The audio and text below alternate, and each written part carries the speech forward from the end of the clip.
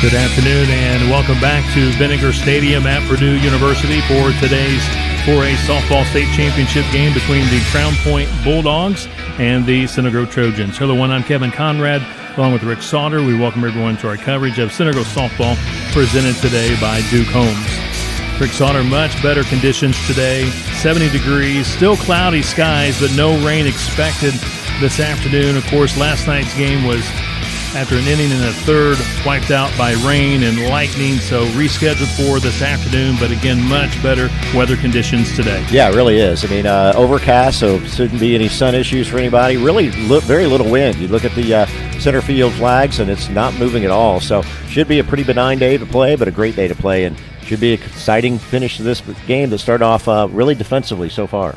So again, a game reset for those that maybe did not tune in last night or maybe have not heard.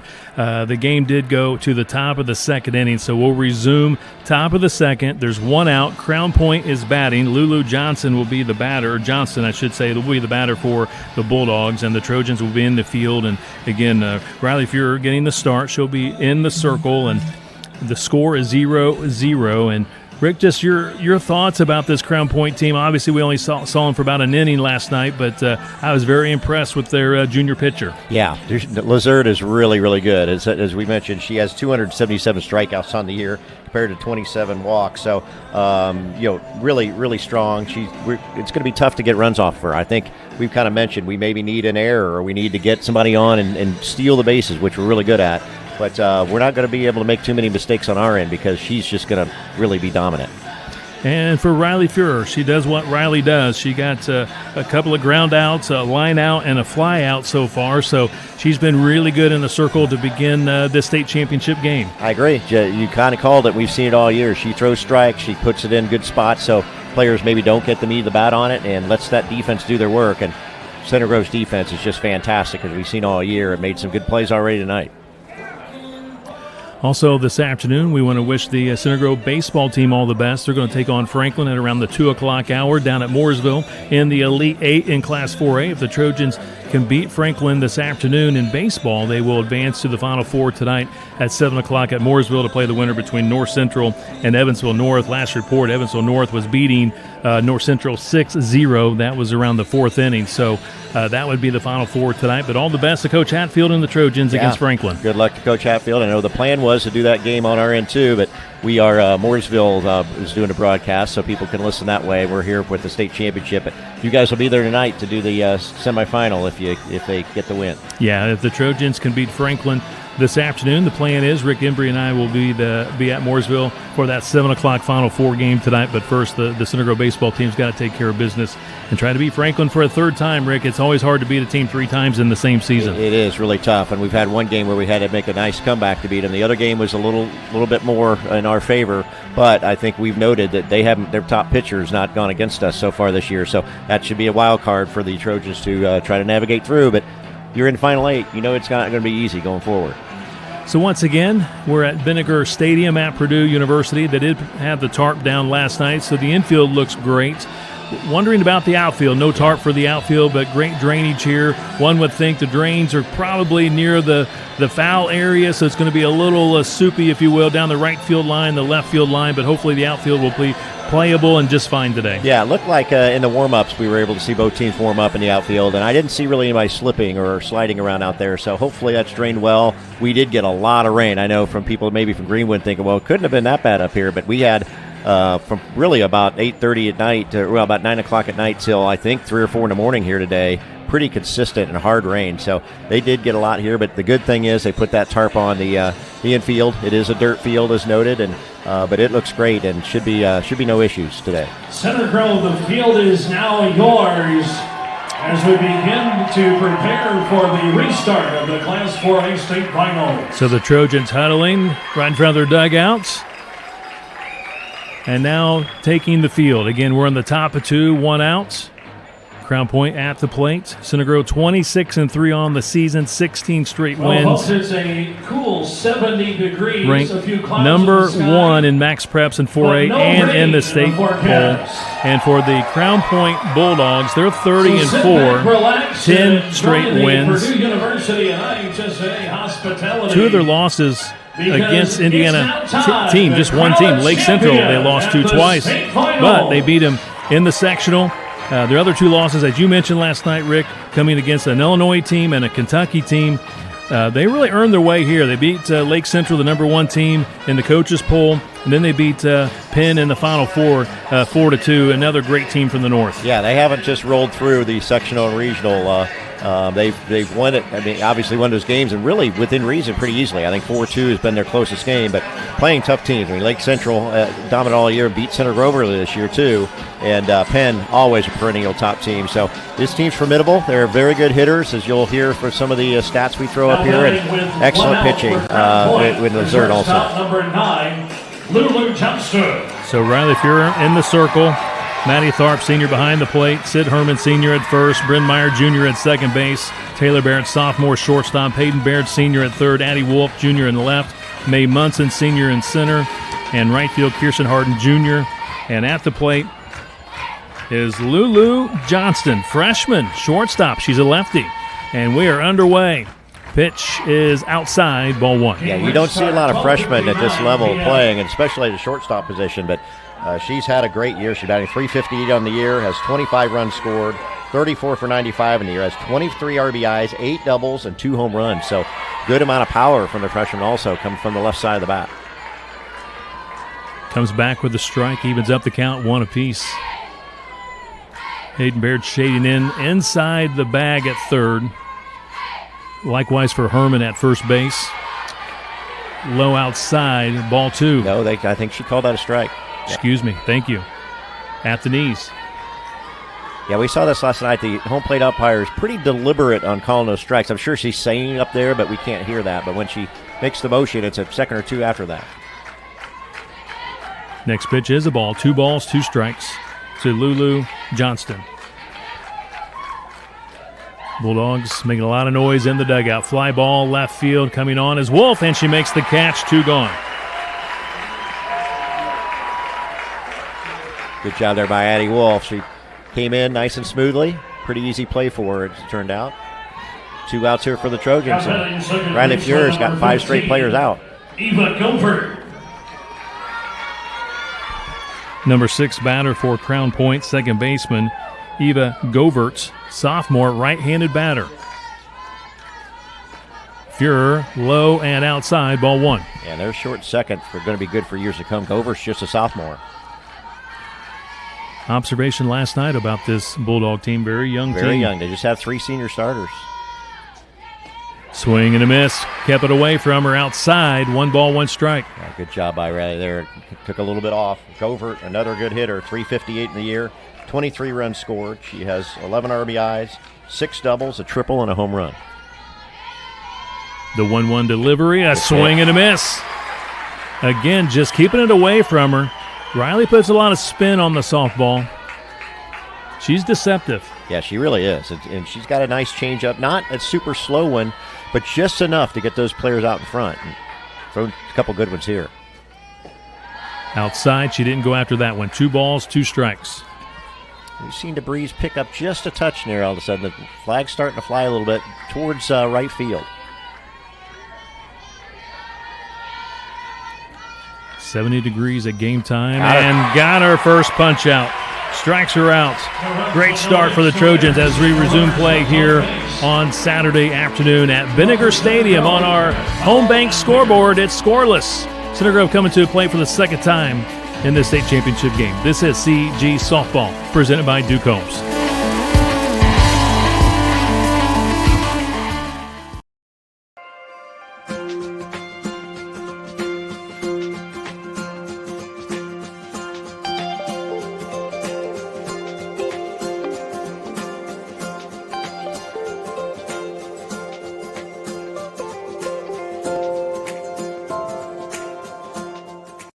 Lived in Greenwood my entire life.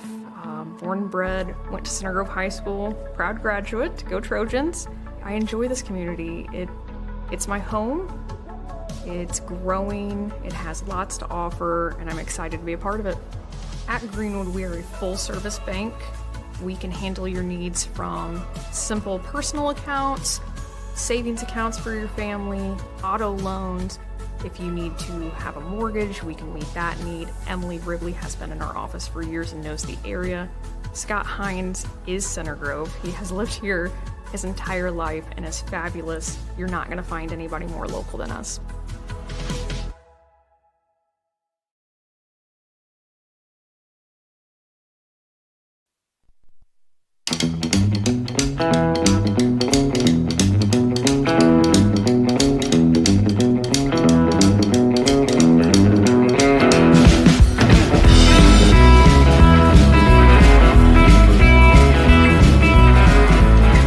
Bottom of the second inning, Center Grove will be at the plate for the second time in this Class 4A state championship game.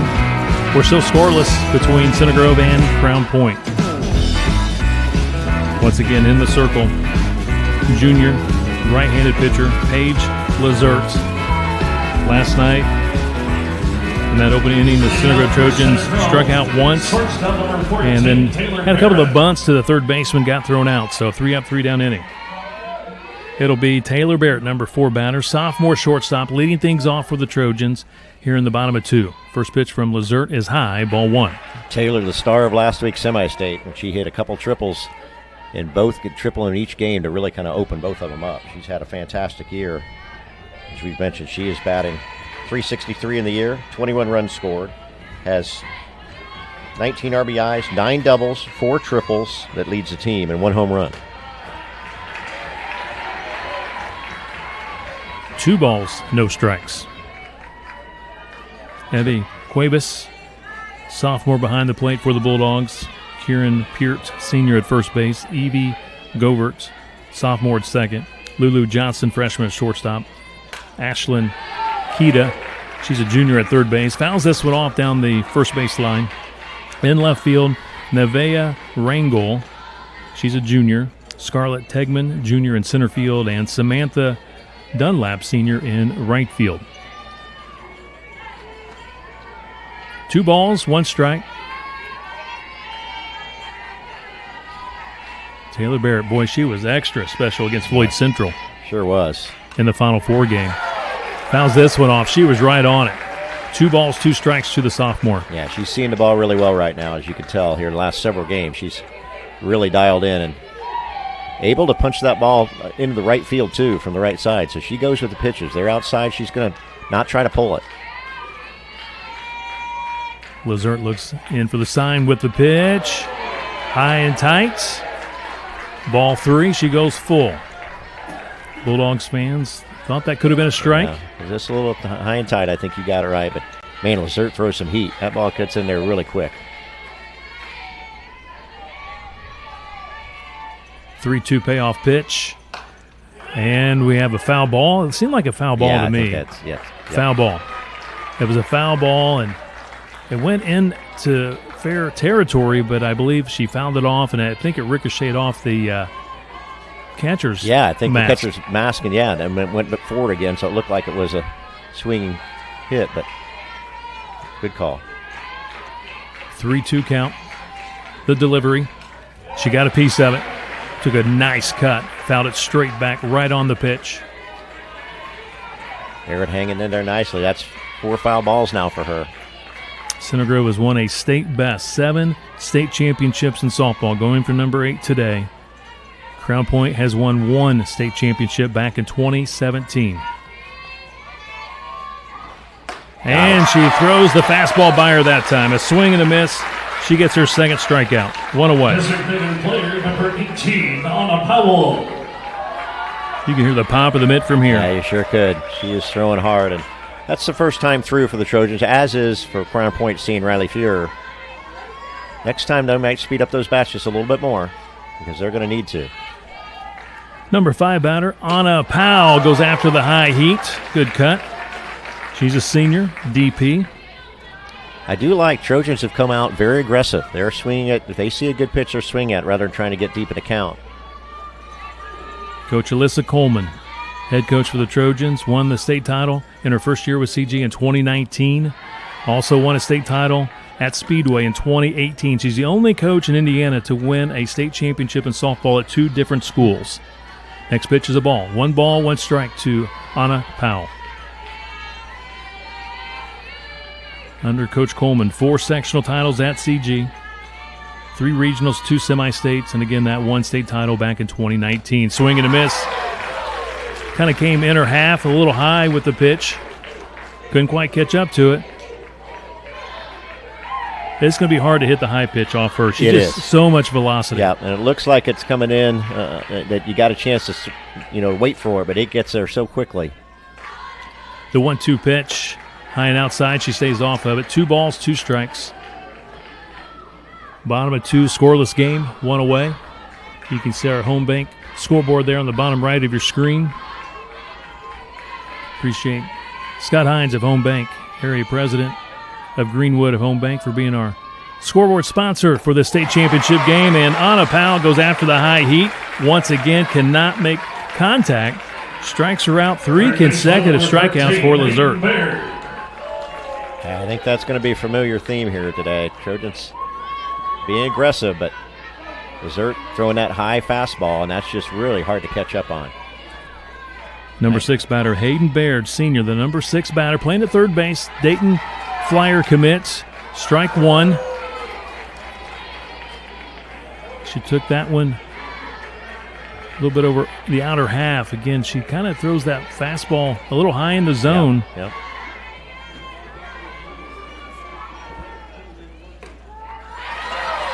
Strike 2. Falls behind, no balls, 2 strikes. Kevin, I think we should have maybe brought our sunglasses, actually. Now I'm feeling it's starting to lighten up really very nicely here now.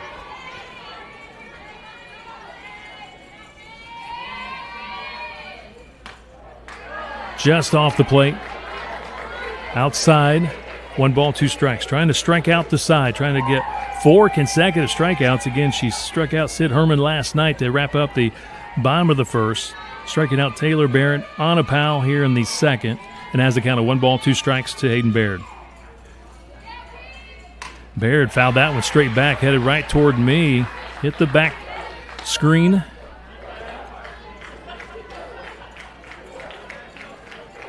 Appreciate everybody tuning in today to Center Grove softball as they go after a record 8 state titles. 7 is where they sit at the moment. That's also a record. New Palestine has 6. They're trying to add to that total today. Fastball is high. 2 balls, 2 strikes to Baird. Outfield playing pretty deep for Baird and straight away. Infield pretty much straight up. Center Grove's 12th appearance in the state championship game.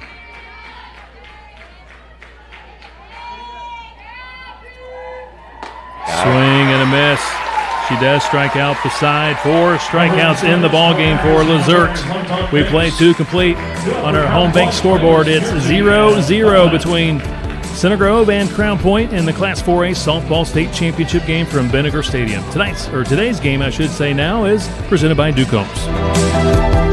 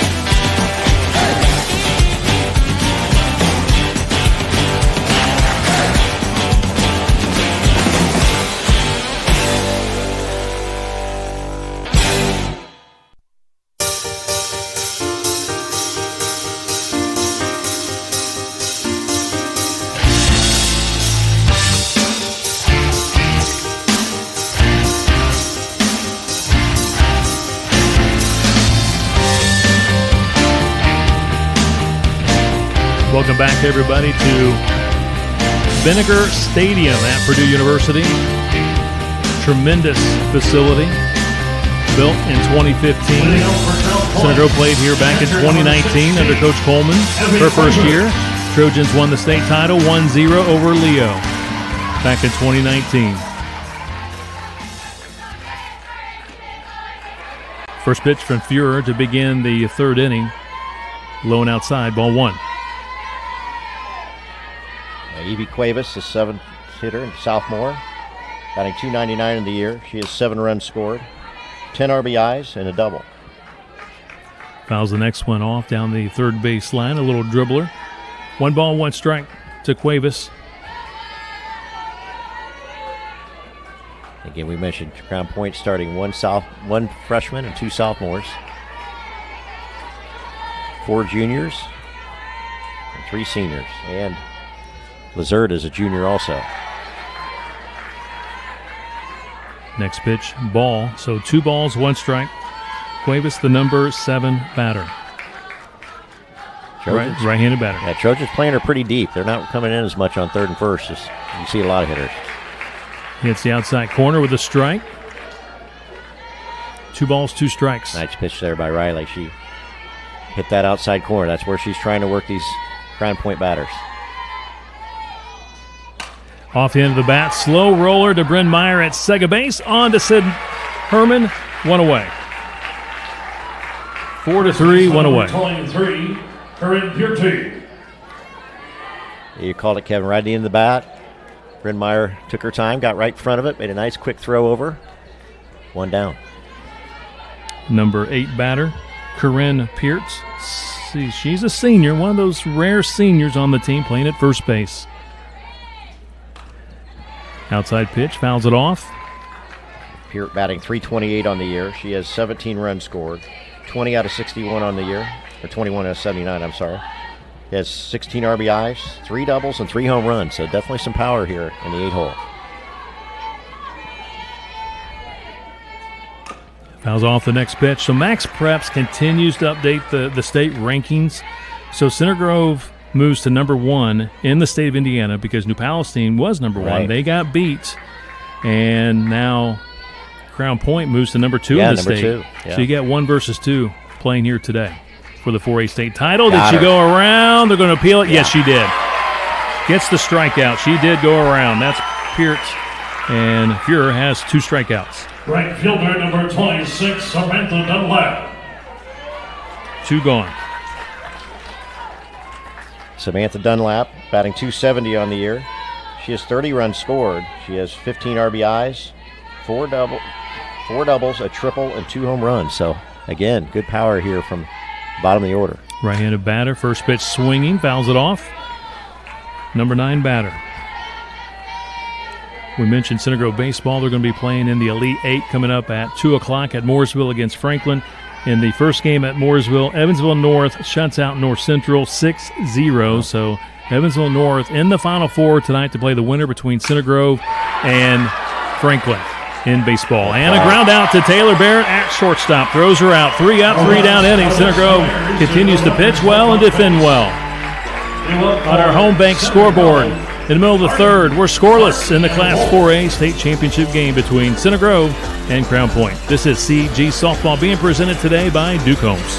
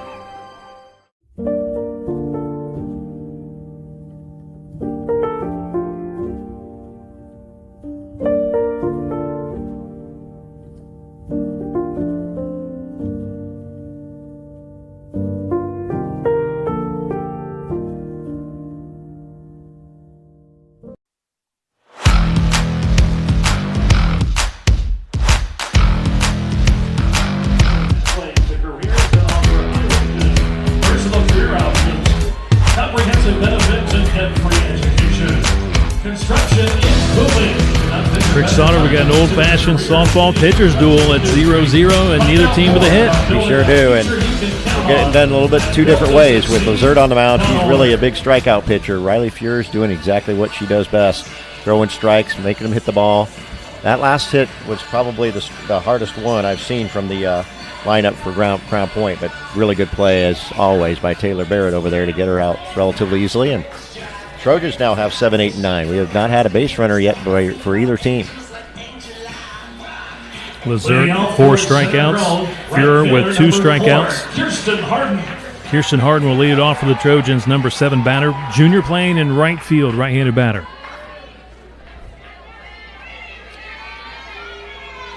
Paige Lazert, junior fireballer, to the plate.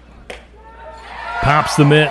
Strike 1, outside corner. And Harden's another one I think that's really come on as the years moved on. She's the junior, is batting .357 on the year, 25 out of 70 in the year for 19 runs. She's had 10 RBIs, 7 doubles, which is 4th on the team, and a triple. She also has 14 stolen bases. Swing and a miss, staying away, took something off. Yeah, that's the first time we've seen her take something off. Nice pitch. Really great location, mixing up speeds well. No balls, 2 strikes to Harden. Lazier, 4 consecutive strikeouts, going for 5 in a row. Outside, she's not chasing. 1 ball, 2 strikes. So again, CG Baseball, if you want to tune in, IHSA TV, you can find that game through Pioneer TV. Mooresville High School streaming that 2 o'clock game against Franklin. But obviously, keep us on as well. Why would you leave this great Well, game? you can listen to us and watch that. That's a good call. There you go. Pitch outside, 2 balls, 2 strikes to Harden. I know a lot of people did that last night, probably watching the Pacers and listening to us last night. Good point.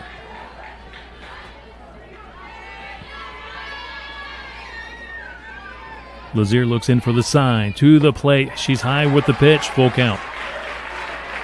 Second time all day, Lazier's gone to a full count on the Trojans. Center Grove, like you said, looking for its first base runner. Good time to get it. Harden has good speed. Would be 1 on and nobody out.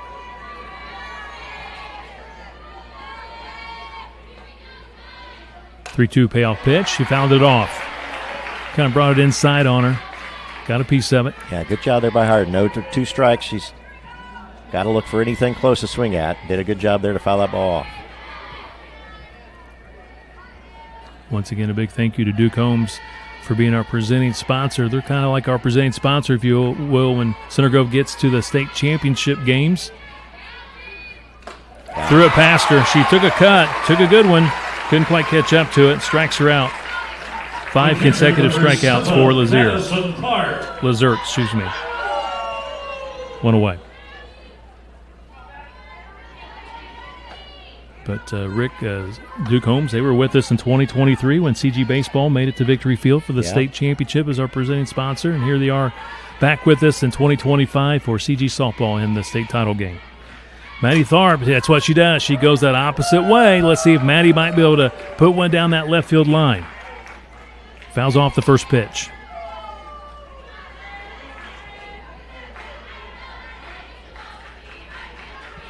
Lazert, 5 punch-outs. All in a row. Tharp left-handed back in the box. Once again, going down that left field line area, fouls it off. Just got to get that swing a little bit earlier, get going. She's definitely a little late on, but she is starting to catch up to it a little bit. Back in the day, we'd always choke up a little bit with That's 2 strikes. Right. Yep. Try to get a little quicker bat, right? I agree. You don't see that as much anymore, but that's one of the fundamental things that I still think should be taught more. No balls, 2 strikes to Tharp. Senior catcher. Just outside, not by much. She took it. Yeah. High and outside just a little bit. And we again here, umpires are pretty much all-star umpires today to do these state championship games too. All veterans. Seeing the home plate umpire do a nice job so far.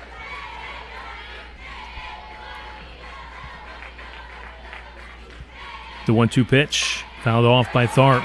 She's battling. She's getting that bat on the ball. Yeah, hanging in there. Definitely a little late, but she's staying alive.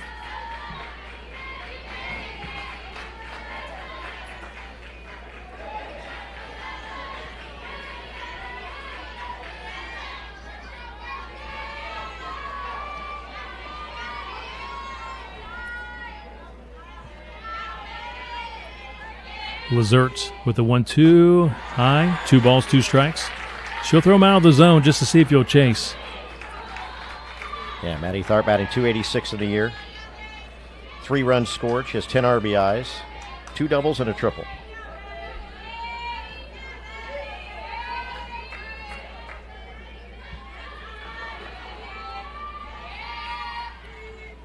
And into left field, drops in there for a single for Maddie Tharp. What an at-bat for the senior. First hit in today's championship game for either team. That was just a great job by Maddie Tharp. Stayed with it. Going to have a pinch runner here now, but really good job to lift that right over the shortstop's head into left field. Clean single. Courtesy runner for Tharp. She's the catcher, so a courtesy runner at first base. Erica Burris, the junior. Erica Burris at first base with good speed, and at the plate is Addie Wolf. Addie Wolf, number 9 batter.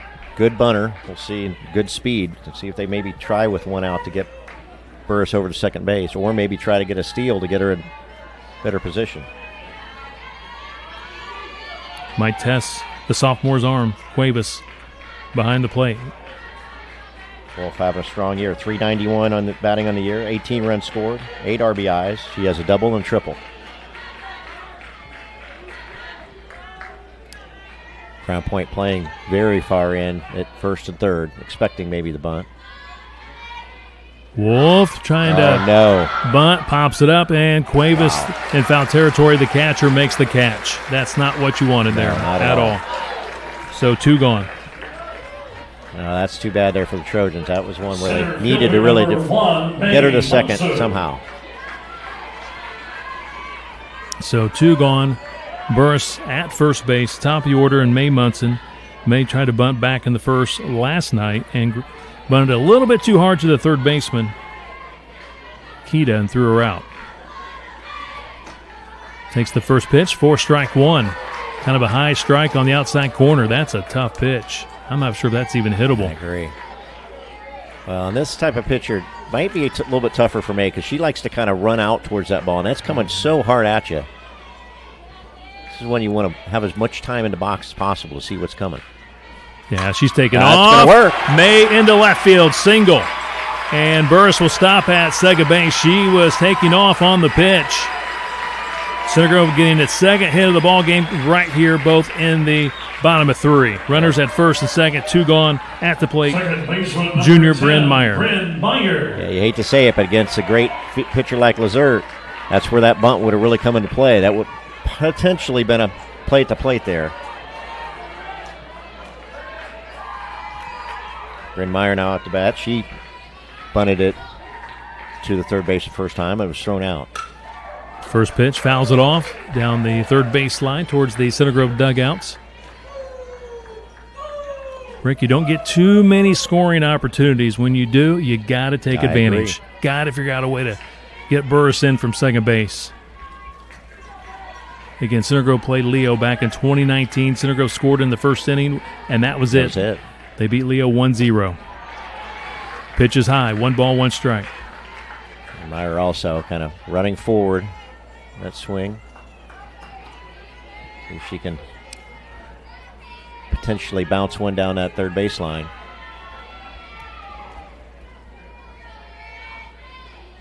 Fouled off again. Wow, just barely got a piece of it. Almost got Sid Herman right there in the. Yeah, Sid on the on-deck circle. Yeah. That'll wake you up. Yeah. 1 ball, 2 strikes. Bulldog fans making some noise.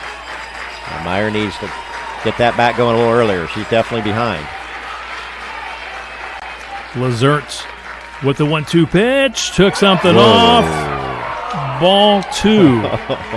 Wow, the Crown Point fans wanted it. Yeah. They wanted strike 3. And we've seen delayed calls a little bit. I know they know it down there, but I was waiting to see if that arm was going to come up. It did not. 2-2 now. Runners at first and second. Meyer fouls it off again. Quite a battle here at the plate. Yeah, if I'm Sid Herman over there, I might be swinging in the dugout. She's going right at her, and the way they have here, that the on-deck circle is very close to the batter. 2 balls, 2 strikes, 2 gone. We're in the bottom of 3. Runners at first and second for Center Grove. Trying to get on the scoreboard. The delivery. Pitch is high. Ball 3. Wow. Okay. Trojans are getting a couple benefit calls here. And again, we have a little bit, we're over to the right side, so we can't see straight on like we have in some games. So a little tougher for us to see. Full count. Runners will take off on the pitch with 2 gone.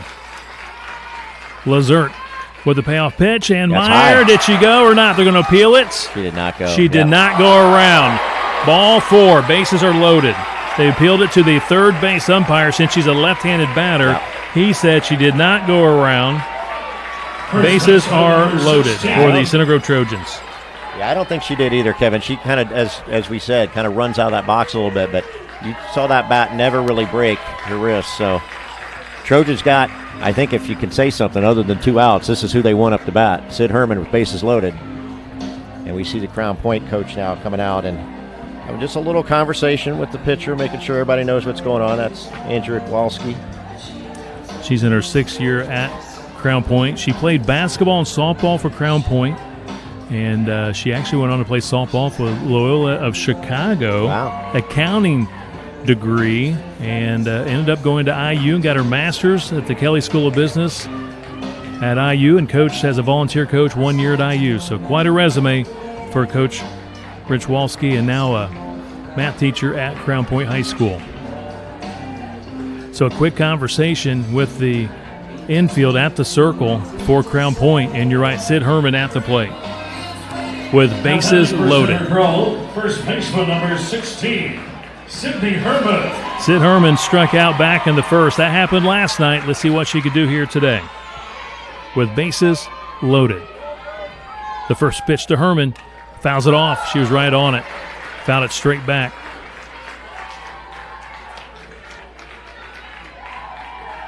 Herman's been really hot during this postseason. See if she can get a huge hit here. They're playing her deep. They are. They're in playing the her outfield. Deep, pretty straight away. Infield playing all the way back also. Oh, took good something pitch. off. Yeah. Strike 2. Some oohs and ahs from the Center Grove fans. Nice off-speed pitch. Yeah, that was really good. She had her locked up there. No balls, 2 strikes. Sid Herman. Outside, good eye. 1 ball, 2 strikes to the senior, going to Dartmouth to play for the Big Green. Excellent student. Kevin, you were mentioning you talked to her dad at the gas station today. That's always been good luck for us. I sure hope it brings some luck today for Sid. She Good stays line. off the high one, 2 balls, 2 strikes. And again, nowhere for Lazert to put Herman. Bases loaded. Sid also first team all-academic, all-state.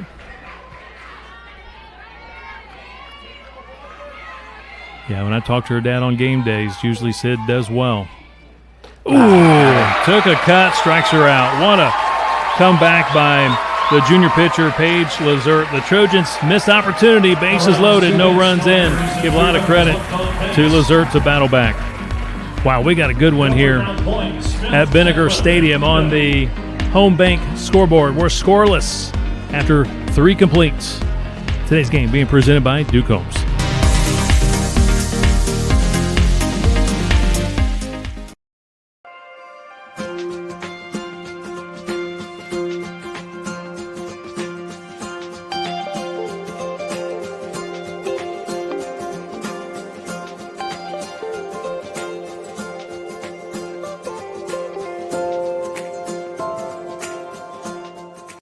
Fool me once, shame on you. Fool me twice, shame on me. Fool me 365 times, shame on the weatherman. Stop trusting the weatherman and start trusting your instincts.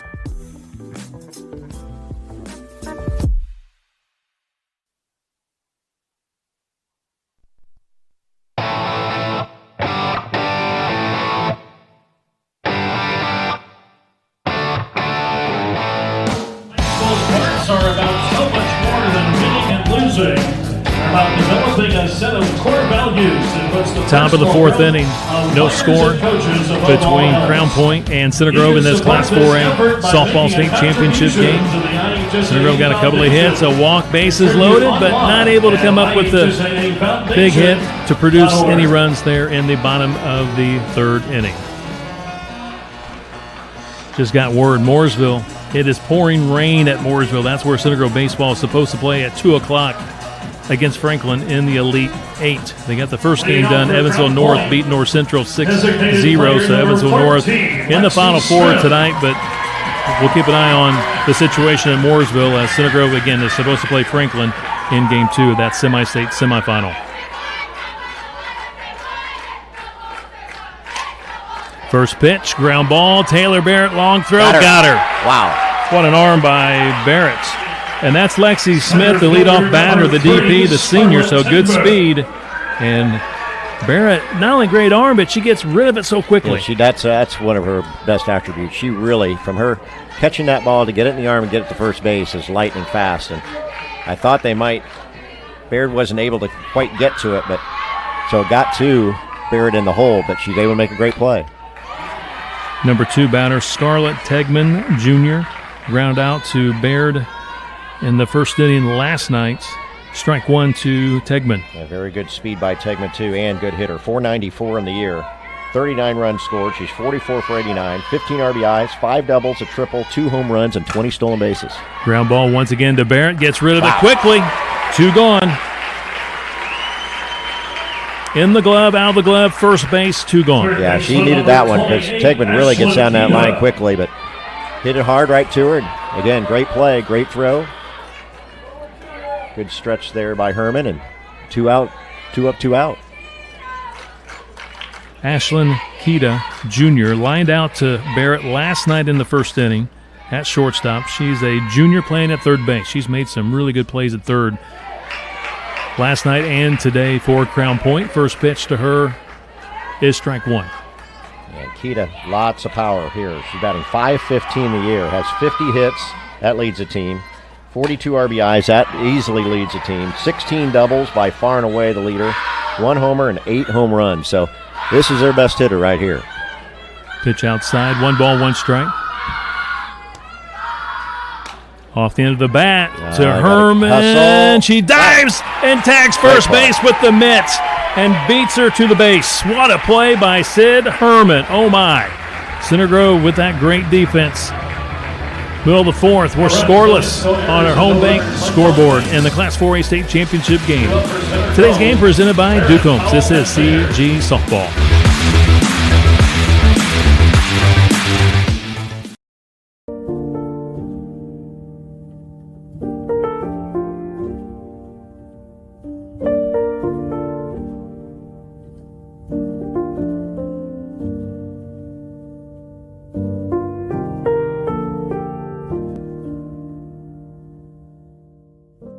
I have lived in Greenwood my entire life.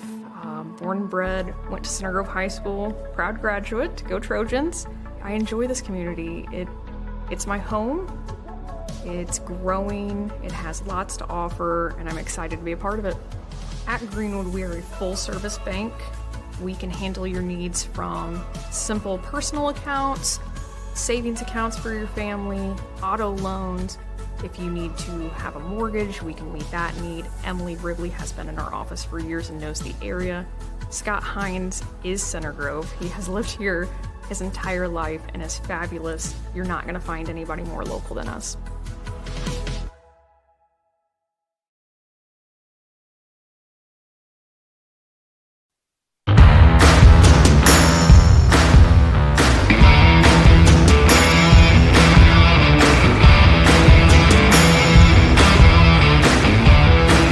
Fourth inning on our home bank scoreboard, 0-0 in this Class 4A state championship game between Crown Point and Center Grove. Trojans last inning got a couple of hits, a walk, bases loaded, but couldn't quite get that timely hit to generate any runs.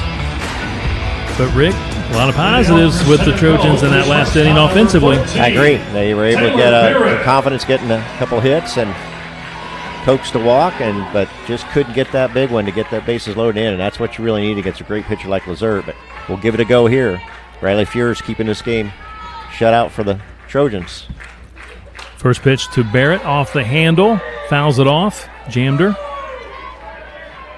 Barrett struck out back in the second, but she had some really good cuts. She had a really good at bat. She had 4 foul balls and ended up getting that strikeout, but some strikeouts a little different than others when you look into them a little bit, and she definitely looked good up there.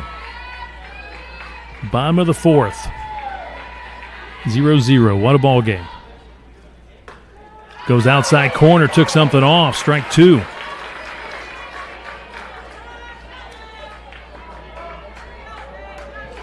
Barrett, the right-handed batter, steps back in the box. You can actually dig in. This is a dirt infield. Right. You can dig in. No turf here at Purdue. Outside. So you got dirt balls for the catcher, and you could dig in as a batter. Kind of go back to the old days of things we like to say on the broadcast. That's right. Get dirty. Yep. Rub dirt on it. That's right. Get hit. Things you can't say anymore. All the old school. With the field turf. 1 ball, 2 strikes, swing and a miss. Strikes her out for a second time today. 1 away. Boy, that took a lot off that one. That was a slow changeup. She's way out front. 7 strikeouts for Lazert. Anna Powell, 1 of 7 strikeout victims. Going down swinging, though, back in the second. That's what I like. Center Grove's not looking at pitches. They are being aggressive. They're getting after it. Yeah.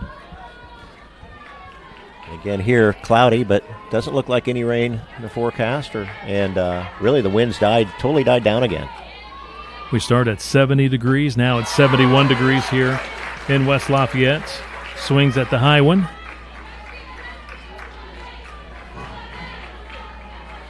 That's one thing I would say. Try to get one down in the zone versus that high pitch. It's just so hard to catch up to the high pitch. Such good velocity. Outside, 1 ball, 1 strike. Center field, 220. Down the lines here, 210. Yeah, it's a pretty good poke to get it out of here. Fences are reasonably high also. Went after the high one again.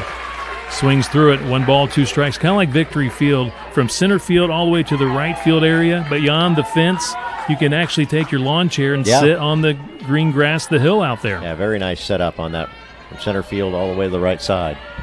Also, you see that at Bedford North Lawrence as well. She puts the bat out there and fouls it off. She just got a piece of it.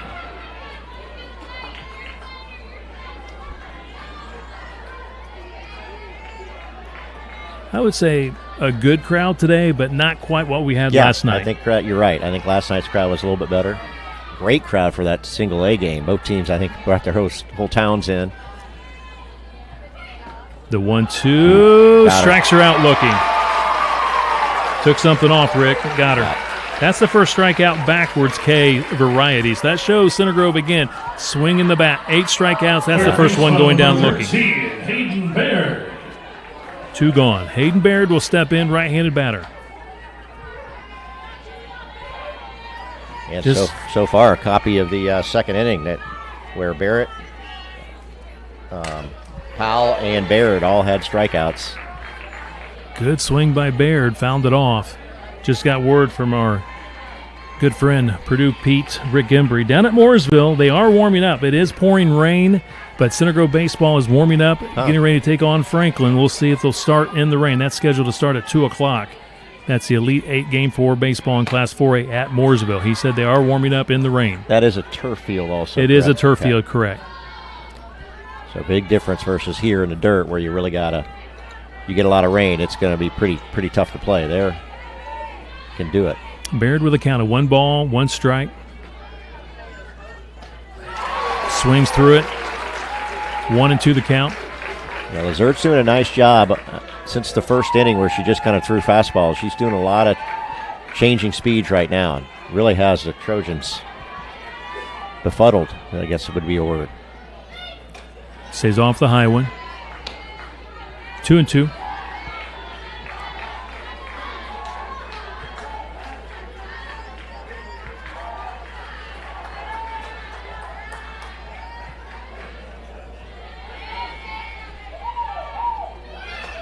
kind of a half swing. Got a piece of it, fouled it off.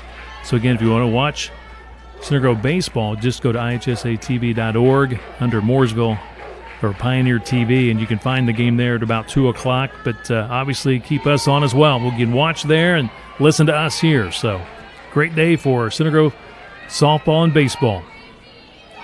Took something off outside, just by a smidge, full count. Good job by Baird taking that pitch. That was another off-speed pitch. Almost caught the outside corner, just a little bit outside. Full count. Just one walk issued by Lazert, and into center drop. field. Center fielder comes on and makes the catch. Scarlett Tegman, the junior, really read it well off the bat, got a good jump on it, and makes the catch. On our home bank scoreboards, we've played 4 in the Class 4A state championship game. Center Grove and Crown Point 0-0. Today's game presented by Duke Homes.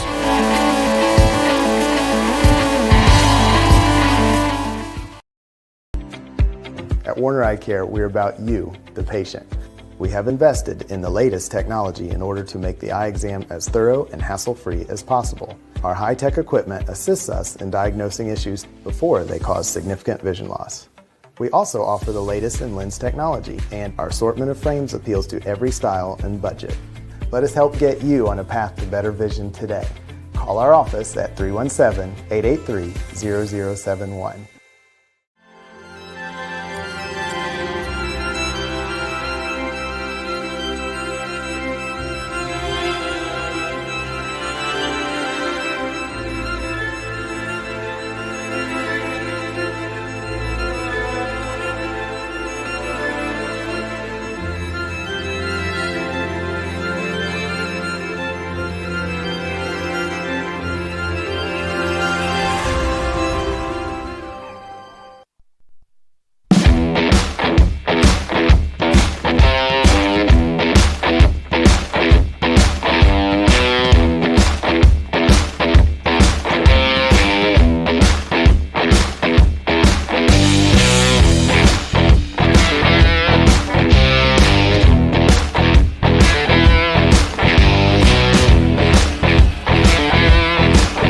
Top of the 5th inning on our home bank scoreboard. Center Grove 0, Crown Point 0. Center Grove 2 hits. Brian Fuhrer throwing a heck of a ball game. Again, the formula usually goes, 4 innings? Yeah. Here we are on the top of the 5th. She's still in. Then they go to the Kara Beaver. Yeah, it'd be interesting how quick a change. Again, she's given up no hits. First pitch swinging, and it's a foul ball down the right field line. This is Nevaeh Rangel Jr. playing in left field. She had a fly out back in the second to pop up to Barrett at shortstop. Yeah, we're in the middle of the order, 4, 5, and 6 here. So big at bats for Fuhrer to try to get through. Into right center field. Mae Munson going back, makes the catch near the warning track, 1 away. Again, a good jump by Mae. She read it well off the bat. Got a good jump on it, makes the catch. Number 9, Lulu Jumpster. And made it look easy, just kind of loped out there to catch it. And at the last second, had to reach up a little bit more. But that was a hard hit ball, line drive in that right center field. But they made a good play. 1 down. Lulu Johnston, number 5 batter, freshman, left-handed batter. Fly out to Wolf in left field in the 2nd inning. Good pitch. Fuhrer, outside corner, strike 1.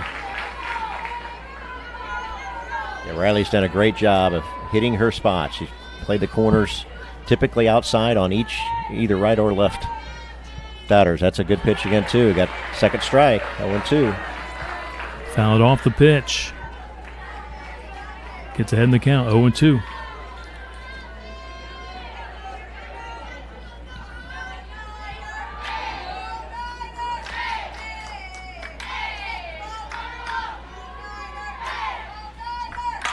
Line shot, caught by Bredmeyer at second base.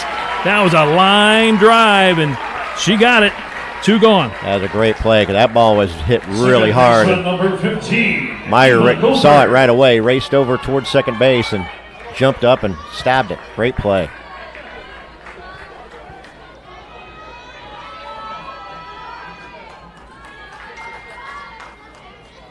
Eva Govert, sophomore, number 6 batter, playing at second base. Struck out back in the second. Fuhrer has a couple of strikeouts in today's game. Just called that a little low. Ball 1. She's a right-handed batter. So Center Grove and Franklin warming up, and now they pulled the teams off. Did they? That's on the baseball side of things. Center Grove playing Franklin today down at Mooresville. It's raining hard, we're getting word, and they pulled the teams off. They were supposed to start at 2 o'clock, so they're under a delay at Mooresville in that Elite 8 matchup between CG and Franklin in baseball. 2 balls, no strikes, and there's good pitch. Should be a strike. Yes, that was a strike. Again, a little bit delayed call. We can't hear the umpires say strike, so you got to wait for the hand signal. So it's now a count of 2 balls, 1 strike.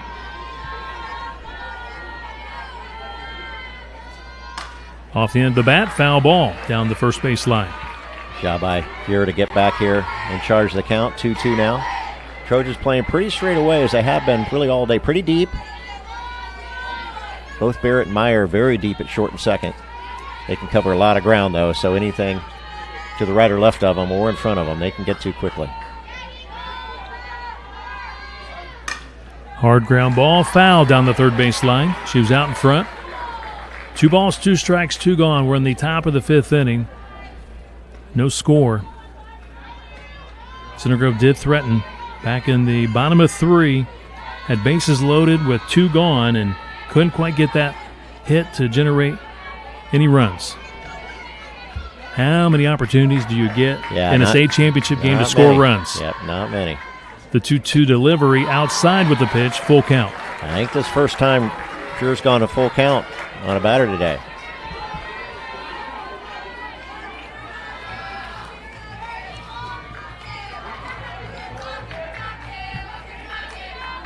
Looks in for the sign, 3-2 payoff pitch, pops it up. Maddie Tharp has room in foul territory. The catcher makes the catch. Well done by Maddie Tharp. 3 out, 3 down inning on our home bank scoreboard. Crown Point 0, Center Grove 0 in the Class 4A state championship game. We're in the middle of the 5th at Vinegar Stadium at Purdue University. Today's game presented by Duke Homes.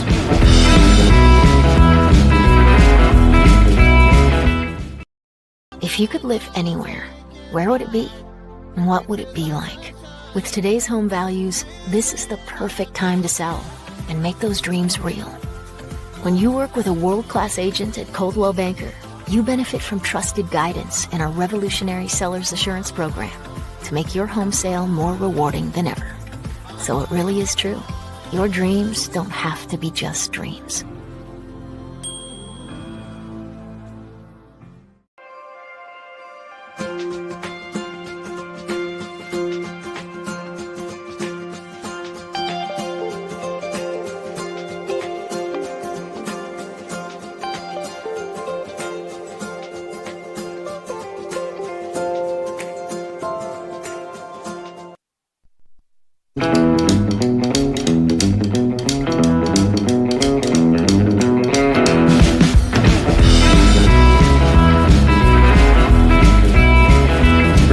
Say we are rocking and rolling. This game's got some pretty good pace to it. Again, just a couple of hits in this game by Center Grove, and that's it. So a lot of great pitching, a lot of great defense. Yeah, great defense, and you're right, great pitching so far. It's gone very quickly ball game.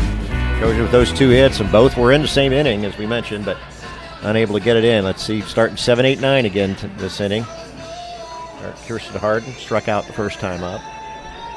See if Trojans can get, I think Harden went to 3 and 2. For that strikeout. Love to find a way to get her on base. Number 4, Kirsten Harden. So right, it'll be 7, 8, 9 for the Trojans. Lazert, 8 strikeouts. 7 of them for Center Grove. Again, they're swinging the bat. Yeah. Swinging. Just one time they went down looking. Swings out the first one here. So when I say that, Center Grove's being aggressive. They're getting their cuts in. Yeah, much better to see swing strikes and just kind of being batting your shoulder. Don't give yourself a chance then. You always want to make the opposition, the defense, make them earn it. Put the ball in play. Pitch is outside. 1 ball, 1 strike.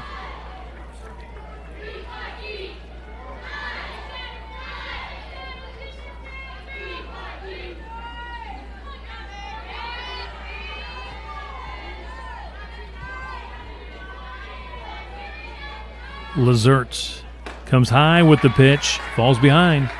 2 balls, 1 strike. And I think you said, didn't she go full count last time? Yeah, she did. Harden full did? Count. Yep, last time. So she's has a good eye out there.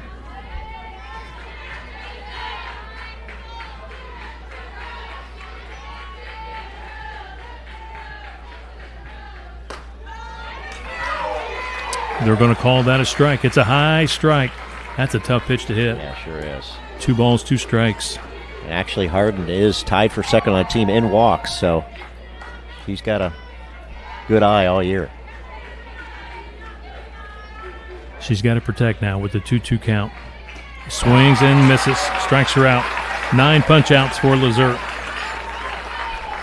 That's impressive because Center Grove's a great hitting team, 1 through 9. It's a great hitting team and definitely one that puts the ball in play. Maddie Tharp up next. She got the first hit for the Trojans. She got that single to left field back in the 3rd. Left-handed batter. Again, that inside-out type hitter where she can take it to left field. Pitch outside, ball 1. Could she get Center Grove started again? She led that 3rd inning off with after 1 out. She was able to come up and get that single, but she got stranded at 3rd base. Center Grove was able to string together some hits in that inning. Couple of singles, got a walk.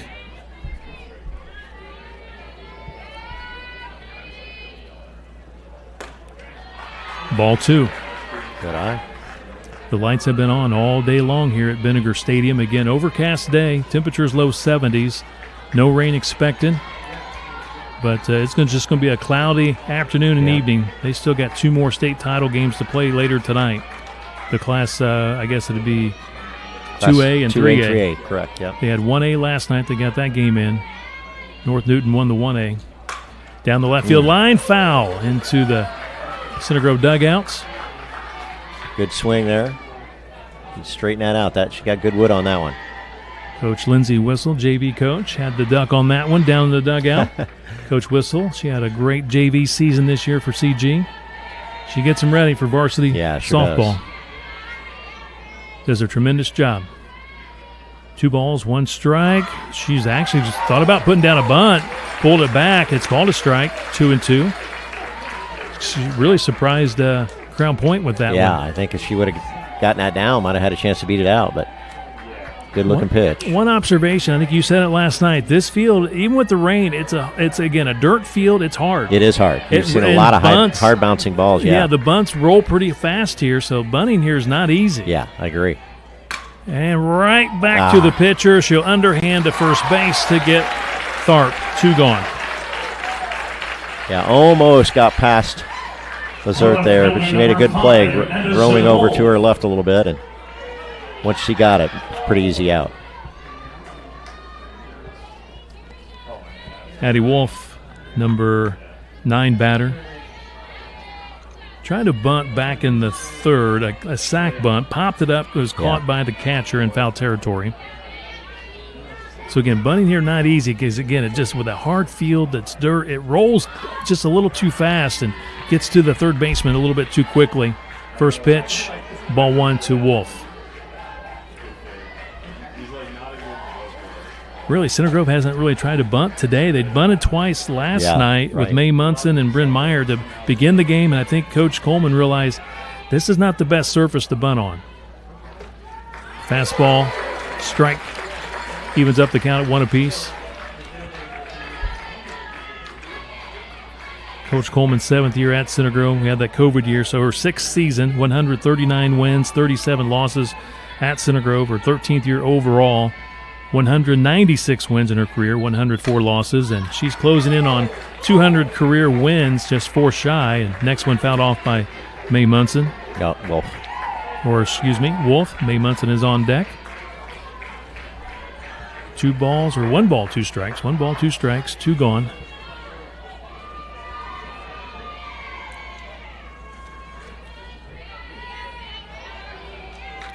And you still see Kita, even 2 strikes, coming in pretty hard. And I got her. Got her on the outside corner. Great velocity. Pops the mitt. Strikes her out looking. She's in double figures in strikeouts. That's number 10. Inning over. Well done by Lazert. On our home bank scoreboard, Crown Point and Center Grove scoreless. And a tremendous state championship softball game here at Vinegar Stadium. Today's game presented by Duke Homes. I think you're going to see the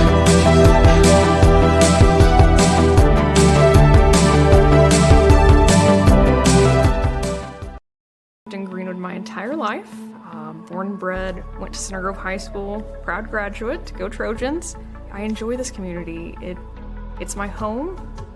It's growing, it has lots to offer, and I'm excited to be a part of it. At Greenwood, we are a full-service bank. We can handle your needs from simple personal accounts, savings accounts for your family, auto loans. If you need to have a mortgage, we can meet that need. Emily Wrigley has been in our office for years and knows the area. Scott Hines is Center Grove. He has lived here his entire life and is fabulous. You're not going to find anybody more local than us.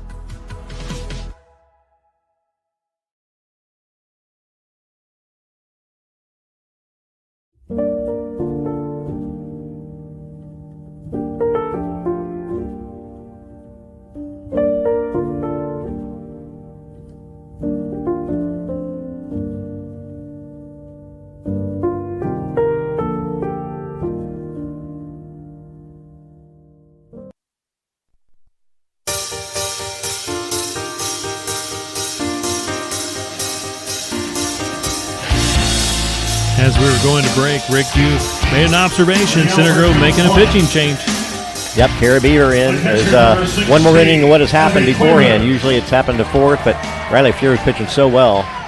Went through 5, but you saw Crown Point start to hit a few harder balls last inning, so maybe a good idea to get see a different viewpoint, and Beaver's just been on fire here in the postseason. First pitch swinging, fly ball, and it goes into the Crown Point dugout. Good job by Sid Herman all the way up against the dugout fence. Try to reach over to make that catch. This is the number 7 batter, Evie Cuevas. She grounded out to Bryn Meyer back in the third at second base. We're in the top of the 6th. Scoreless game. Beaver in the circle, and it gets past the third baseman, Baird. She tried to backhand the ground ball. It'll be interesting to see how they rule this. I'd call that an error, but we'll see what they do. Let's see how they rule this. We're waiting for the scoreboard to flash something up, but that's something Baird normally comes up with. Yep. I think she was looking to get it and quickly. They're going to say throw. Hit. I don't know about that either. They're going to say hit on the scoreboard, so we'll say single. But Center Grove may view that as an error.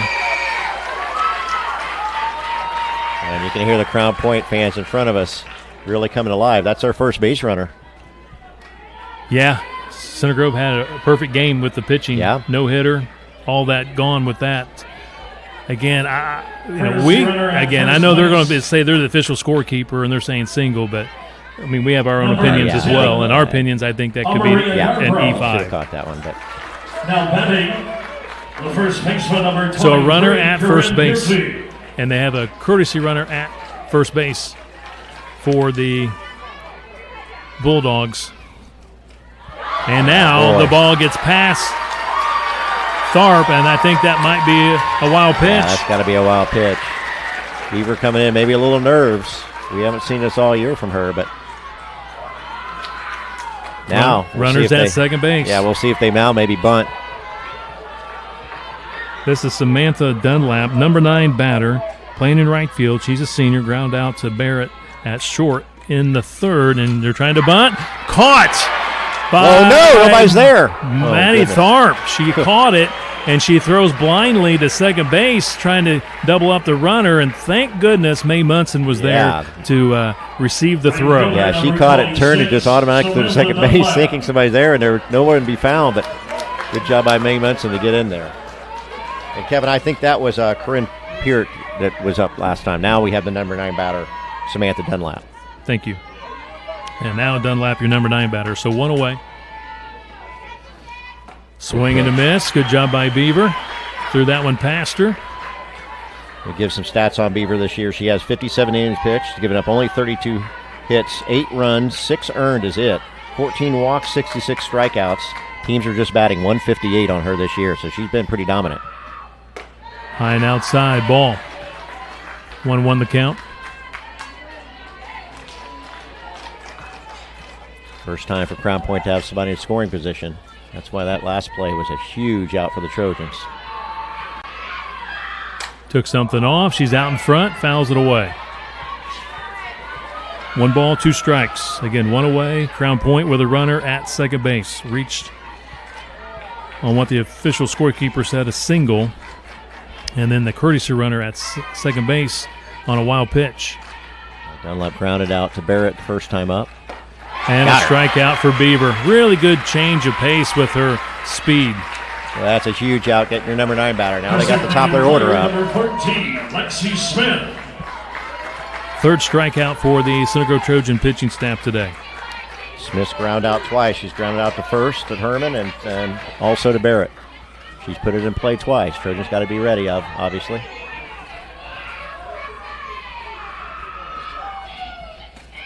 Pitch is high, ball 1. Got to remember about our Habig injury law numbers. Again, for every run scored today and every strikeout by the Center Grove pitching staff, $1. Going back to the Center Grove High School Athletic Department. Obviously no runs. Center Grove now with 3 strikeouts as a pitching staff. And also at the conclusion, we hope to name our Texas Roadhouse Player of the Game for CG. Pitch is high, 2 balls, no strikes.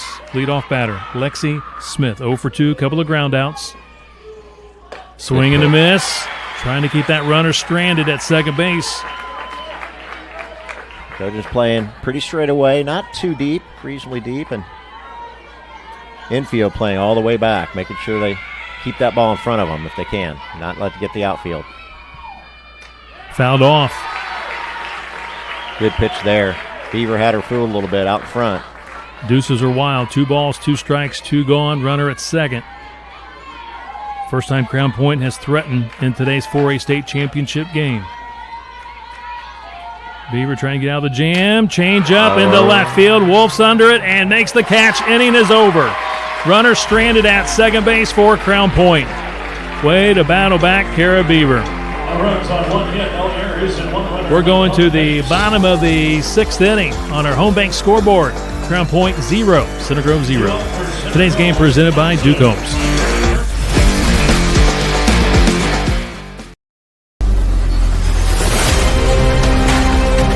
In the spirit of sportsmanship, we ask that all fans act responsibly and courteous to those around you. Abusive language or disorderly conduct is unacceptable and will not be welcome at IHSAA events. Let's afford student athletes, coaches, officials, and your fellow fans the respect they deserve. Your cooperation is appreciated, and please enjoy the game. Go Trojans. Go Trojans. Go Trojans.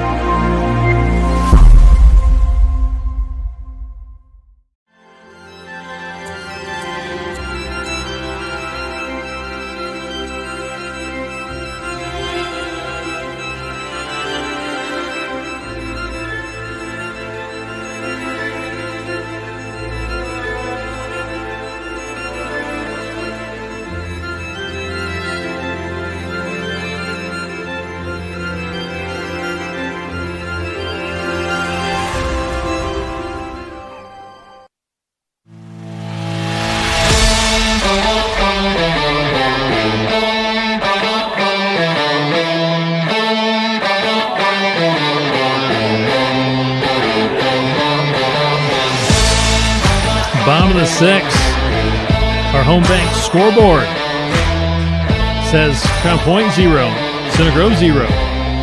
Center Grove 2 hits, Crown Point 1 hit. No errors for either team. What a ball game. For CG in the 6th, top of the order, Mae Munson, Bryn Meyer, and Sid Herman. Center Grove in the 3rd had bases loaded, 2 gone, couldn't quite generate any runs. See what the Trojans top of the order can do here in the bottom of the 6th. In the 4A state championship game here at beautiful Vinegar Stadium. And Kevin, we even last night predicted, even though both these teams have great batting average, score a ton of runs, we thought, good ball out there, just a little late on it, but we thought this might be a low-scoring pitcher's duel, and it certainly has turned out that way. Mae Munson down the left field line, foul ball. She's singled back in the third. Center Grove was able to get a couple of singles back in the third. Tharp with a single, Munson with a single. Bryn Meyer walked, got the bases loaded. That's what you got to try to do. String together some walks, some hits, some errors. You got to get base runners. Count evens, 1 ball, 1 strike.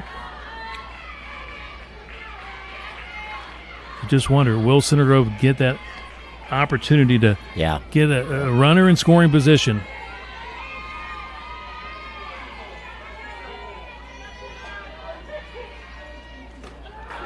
Outside corner, strike 2.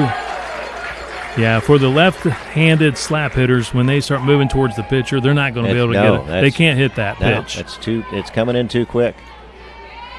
Outside corner, it's a high strike and good velocity. Just if you do, you're trying to foul it off. Yep. You throw the bat at it. Right there it is.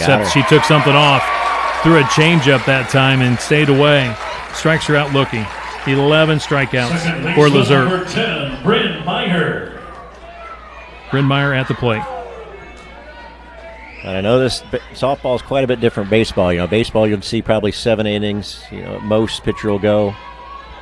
Maybe if you got a crazy situation, maybe 8. But in softball, you can have some of these girls can pitch for 10, 12 innings if they need to. And where Lazert's going right now, there's no way they're going to take her out in the near future. Bryn Meyer, strike 1. She's 0 for 1 today. Ground out and a walk. Still rain at Mooresville, so the Center Grove baseball game against Franklin in the Elite Eight has not started. They warmed up but never did start because of rain, and now the umpire behind the home plate. A delayed call there with a strike 2 on Bryn Meyer. Yeah, that was the first one. I think there were some groans from the Center Grove fans today. That outside corner is getting expanded a little bit all of a sudden. Fouls that one off toward the... She's outside the box, I think. She stepped on home plate, and she is called out.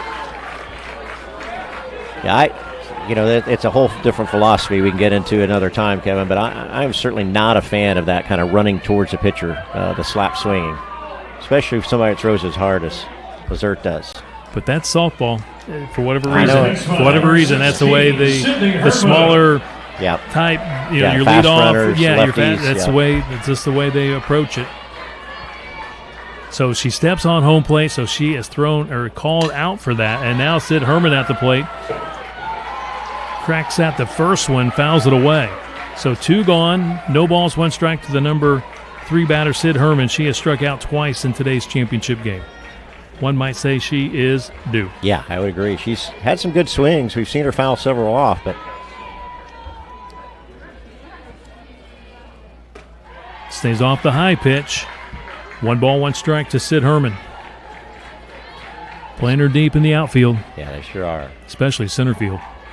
With 2 out, last thing you want to do is have something go behind you. So they'll give up a single here.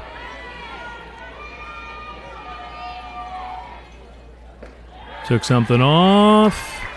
That's a ball. 2-1. It's interesting to see Crown Point, though, at the infield. Even though there's 2 out and you have Herman there, which is definitely not a bunting prospect, they still kind of coming in as the pitch is thrown. Interesting philosophy. Threw that one over the top of the catcher. That's first we've seen that today. One might say that's the one that hit the mascot. 3 balls, 1 strike. From those that know the movie Bull Durham. Yep.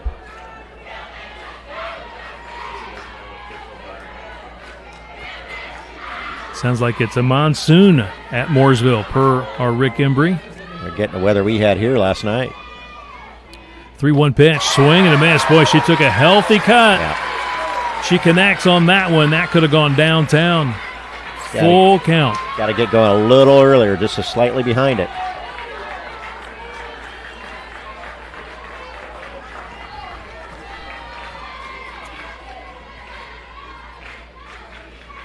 Strikes her out for a 3rd time. 12 strikeouts in the ballgame for the junior, Paige Lazert. She's been special today. She's been special all season long. On our home bank scoreboard, we're still scoreless. We're headed to the 7th. here at Vinegar Stadium at Purdue University in the Class 4A Softball State Championship. Today's game presented by Duke Homes.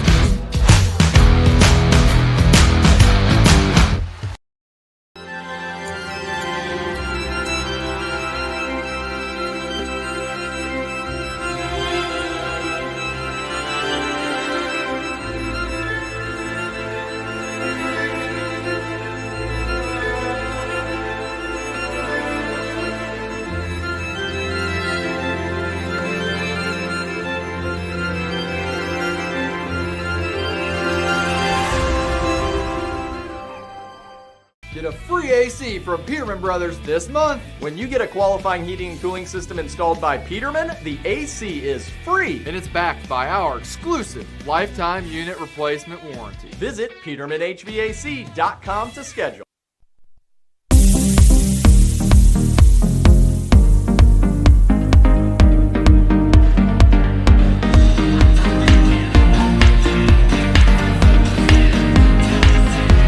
Top of the 7th, 0-0. Crown Point 1 hit, Center Grove 2 hits. Rick Sonner, who's going to blink first? That's a great question, Devin. It's been a dominant pitching for both teams. Trojans have had one inning where they had 2 runners in scoring position, and really other than that, no base runners, and really not threatening at all. And Crown Point has just had the 1 inning with a base runner total. That was last inning, got it. Pinch runner then to second, but Trojans, good job with no outs. Good job shutting them down. So neither team's really threatened. And we'll see. As you said, one big play, an error, and maybe a walk, and something odd happens. But it is definitely going to be a tough for either team to score the way it's looking right now. This is a tough inning for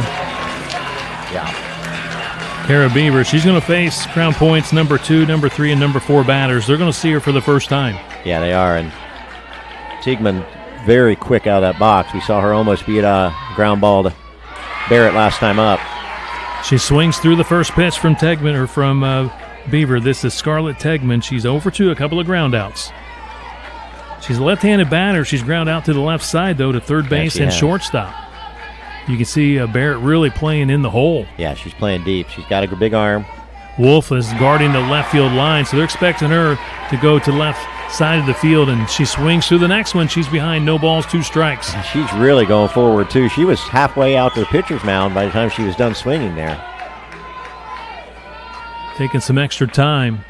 No balls, 2 strikes, now back in the box. This is where you see the classic changeup potentially. Nope, got her. She waves at it, strikes her out.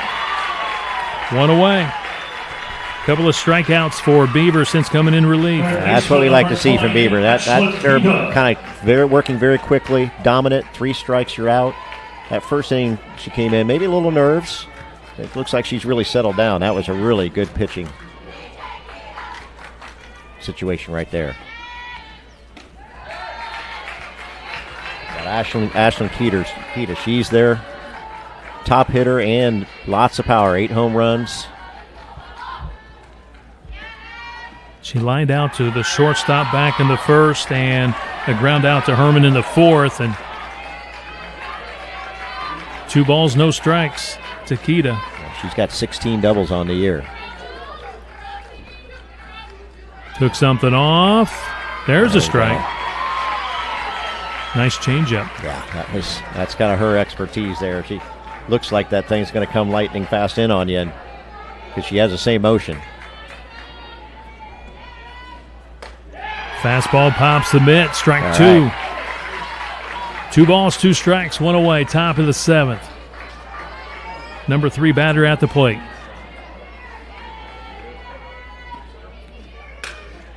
Fouls it away. He's able to throw the bat out there and foul it away. Yeah, Trojans playing very deep in the outfield, right and left especially. Wolf and Harden are very deep. Swing and a miss, strikes her out. Back-to-back strikeouts here in the top of the 7th, 2 gone. Left fielder number 19, Nevaeh Ringel. Yeah, Kevin, I'd say it's safe to say Kara Beaver is back in her zone right now that she's been in this whole postseason tournament. Top couple hitters for Crown Point. 2 strikeouts. Nevaeh Rangel, number 4 batter, 0 for 2. Hits a shot to Bryn Meyer, stops it on the first, got her. We're going to the bottom of the 7th. Center Grove needs 1 run to win their 8th state championship. What a ball game. Home Bank scoreboard 0-0. Today's game presented by Duke Homes. This is CG Softball.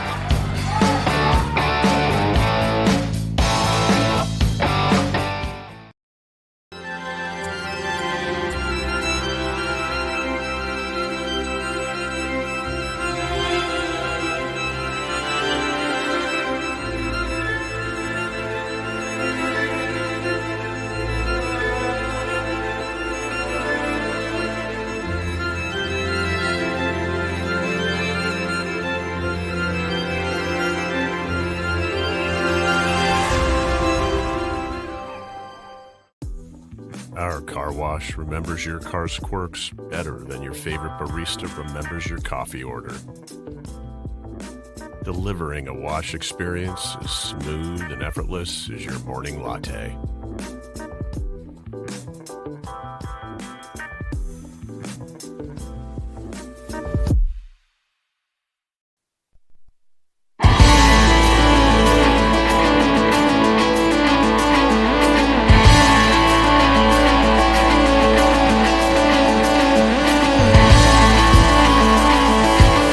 Bottom of the 7th.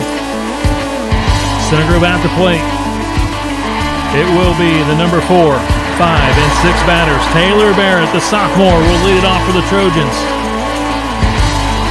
Paige Lazert, the junior right-hander fireballer. 12 strikeouts. What a performance by this young lady. Trojans, though, need 1 run to claim its 8th state title in softball. Rick Sauter, fasten your seatbelt. Yeah, it's pretty nervy up here. Any play, any ground ball, any fly ball that's hit, your heart's in your throat because you're not sure what's going to happen, and you know 1 run's probably going to win this ball game. The pitch to Barrett went after the high fastball, fouls it straight back. She was right on it. And it's been a familiar situation. Barrett's been up first 3 times today now. And unfortunately for the Trojans, 4, 5, and 6 is 0 for 6 with 6 strikeouts today. One might say they're due. Break that up, yeah. They're due.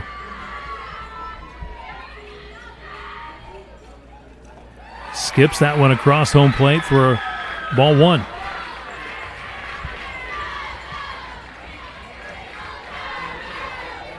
Trojans absolutely love to get Barrett on. Lead off. She's got good speed, too.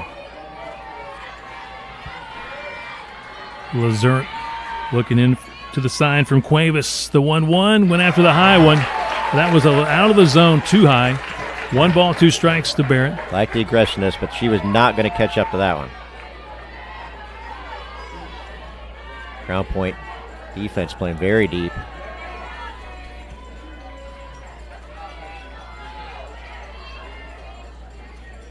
Tries to get the outside corner. Too much outside.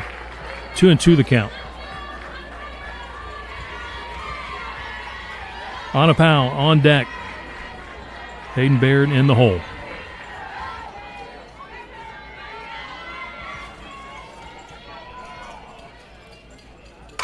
Hits a fly ball, center field. Center fielder camps under it, makes the catch. That's Scarlett Tegman, the junior, 1 away.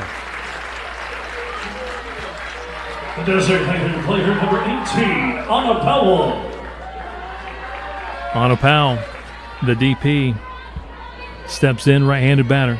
IU Indy commits.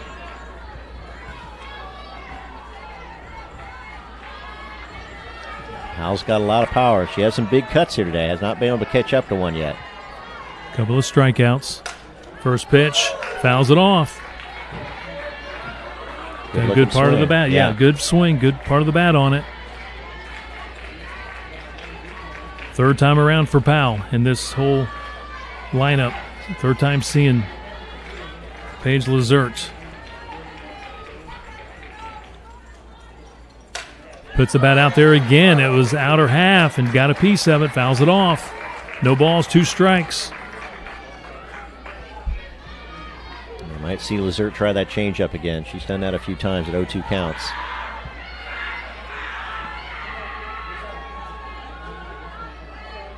Oh-2 delivery. There it was.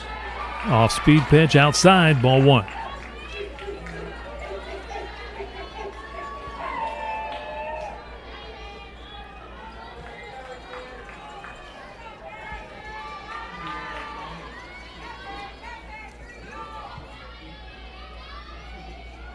Came inside a little high. She got a piece of it. Boy, she was aggressive with that cut. Sure was. Barely tipped it, though.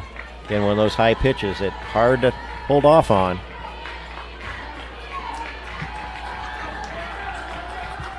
Able to stay alive, though. 1-2.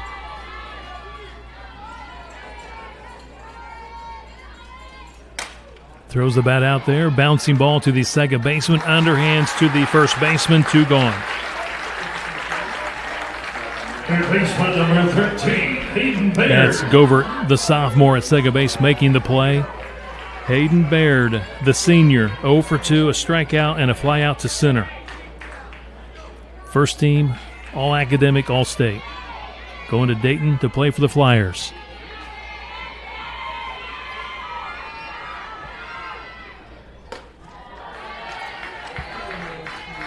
Ball 1 to Baird.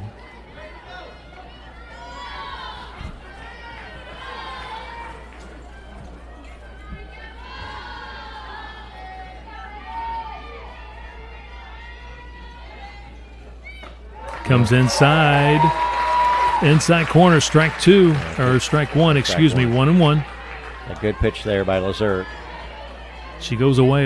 You kind of hang over the plate, and it pops it on your hands inside corner. Yeah, just had her frozen there.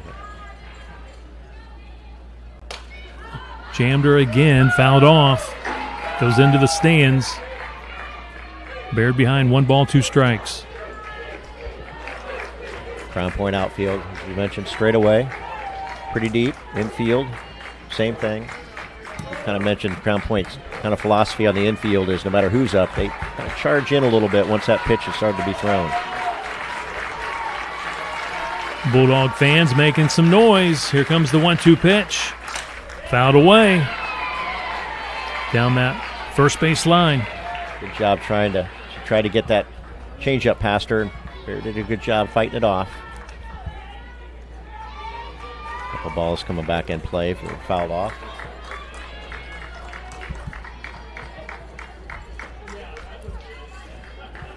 Getting a fresh softball.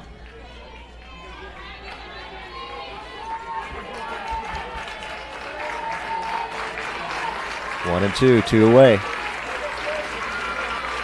1 run could win this ball game for the Trojans. Baird back in the box. She's ready to go.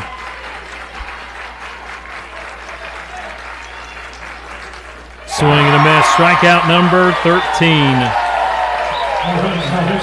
She goes down swinging. Extra innings on our home bank scoreboard. 0-0. Headed to the 8th inning here at Vinegar Stadium. Today's game presented by Duke Homes.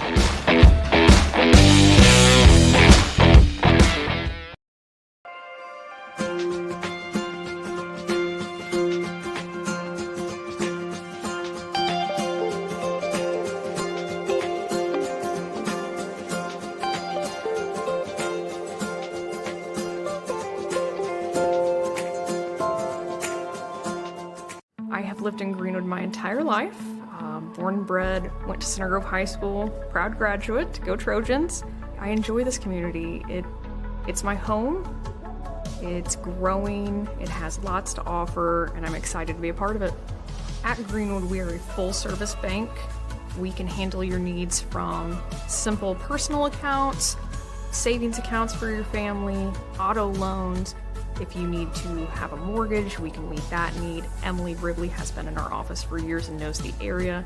Scott Hines is Center Grove. He has lived here his entire life and is fabulous. You're not going to find anybody more local than us.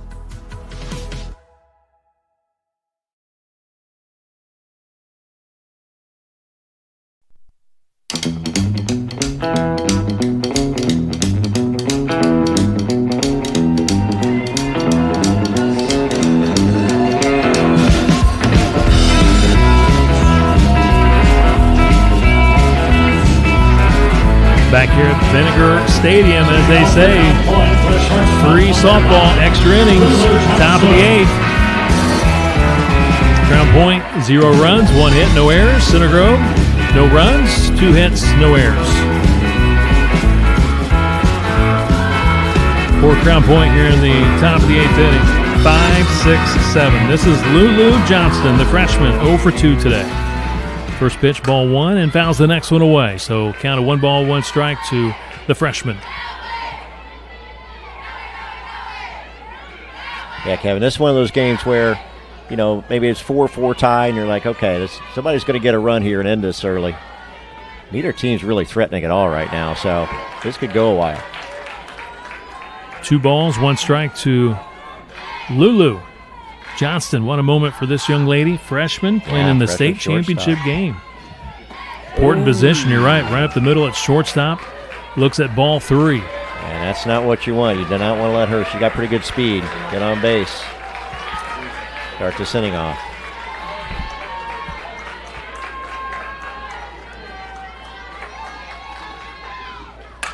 And a line shot into left center field. Just past Barrett, the shortstop's glove. Second hit of the day for Crown Point.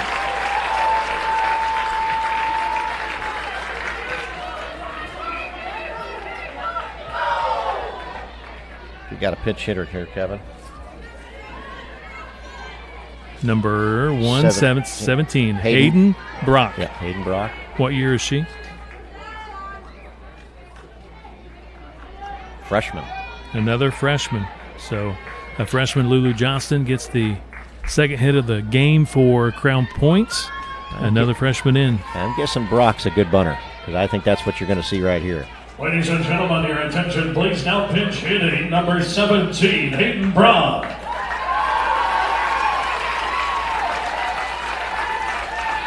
She's going to hit in place of Govert, the sophomore, who's 0 for 2 today.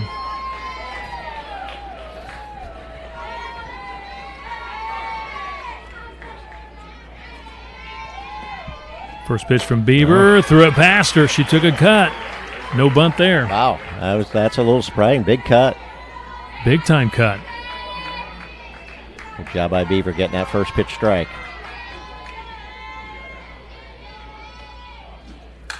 Fouled straight back. That was headed toward me. Coming us, yeah. That's right here in our booth. Hit the back screen, the netting, if you will. No balls, 2 strikes, getting ahead in the count. Kind of surprised Crown Point is not bunting the freshman, but they got confidence in her. She had 2 good cuts.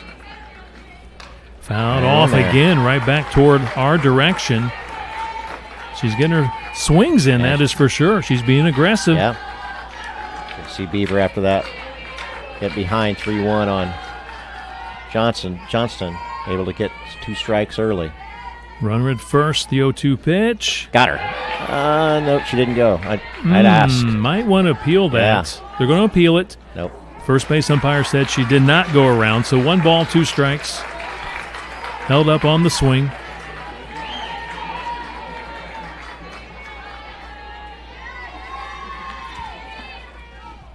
Took something off the line, shot to Baird. She makes the catch at third base. Line shot to the senior Baird. She makes the catch, 1 away. Throws to first, and Lulu Johnston got back in time. Yeah, I'm glad Baird was in the right spot, because that ball was hit pretty hard, but right to her. Took her just a second to get her out of the mitt, and that gave Johnston a chance to get back to first base. Abby Cuevas, 1 for 2. She got the first hit, the single, back in the 6th inning. First pitch from Beaver. Trying to see if it was a ball or a strike. They called it a ball.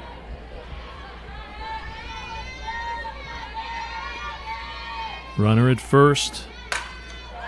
Pops it up right side of the field. Bryn Meyer in foul territory. Makes the catch. 2 gone. Good job. The only one going to make that play is Bryn Meyer. Yep. Bryn's got good speed over there and got a good jump over to it. Able to run that down. And great job by Carrie Beaver after the first batter hit. Corinne Pearty, she is 0 for 2. Strikeout and popped up to the catcher. Runner at first with 2 gone. Fouls off the first pitch. Top of the 8th. Scoreless ball game.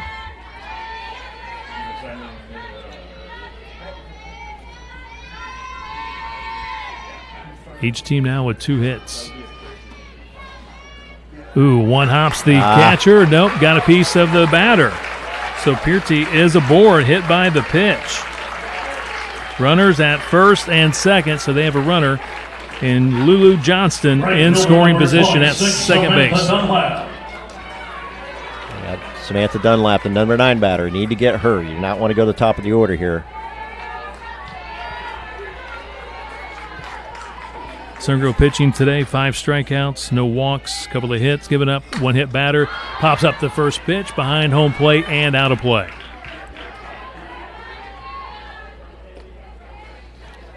Johnston on second has pretty good speed. She's got 9 stolen bases on the year. So base hit, not going to be easy to get her out at home. No balls, 1 strike. Samantha Dunlap, 0 for 2, number 9 batter. She's a senior. Change up. No, they called a ball. She didn't like it. Home plate umpire calls it a ball. 1 ball, 1 strike. They had her locked up, too. There was no way she was going to be able to hit that thing.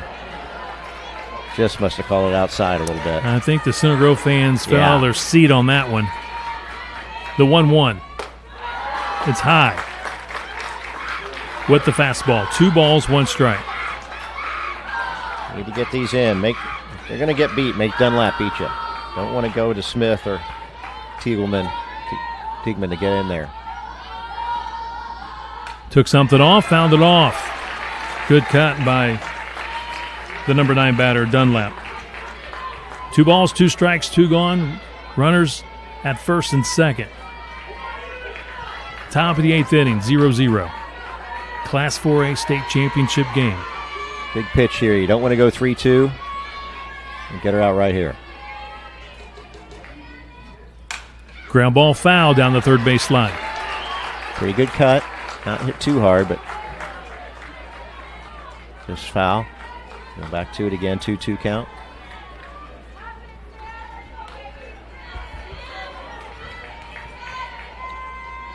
Second time Crown Point's threatened here in the last few innings. The delivery. High and outside, full count. So, Rick, they can take off. 2 gone, full count. The runners can take off. Yeah, definitely a base hit here. Is going to probably score a run. Maddie Tharp going to go out and make sure they're on the same page. And walk doesn't kill you, loads the bases, but now you got the top lineup up.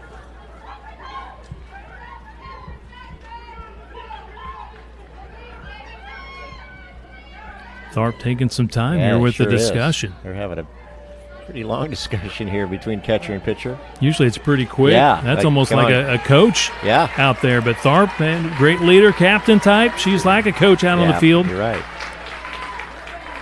Full count. 2 gone, runners at first and second.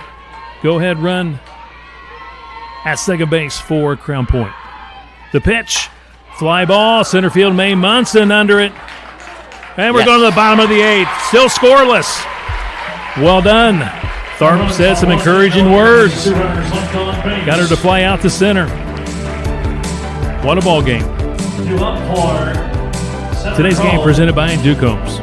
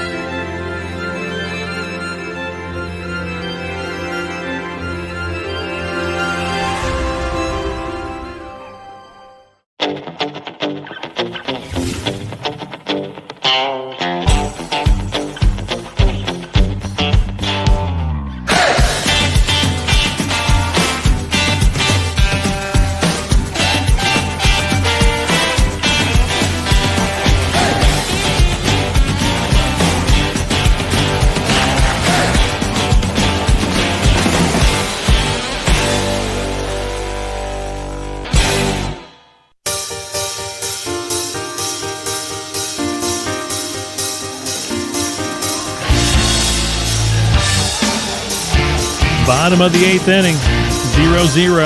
Class 4A state championship game here at Vinegar Stadium. Crown Point, Center Grove. What a battle. For the Trojans, it'll be 7-8-9.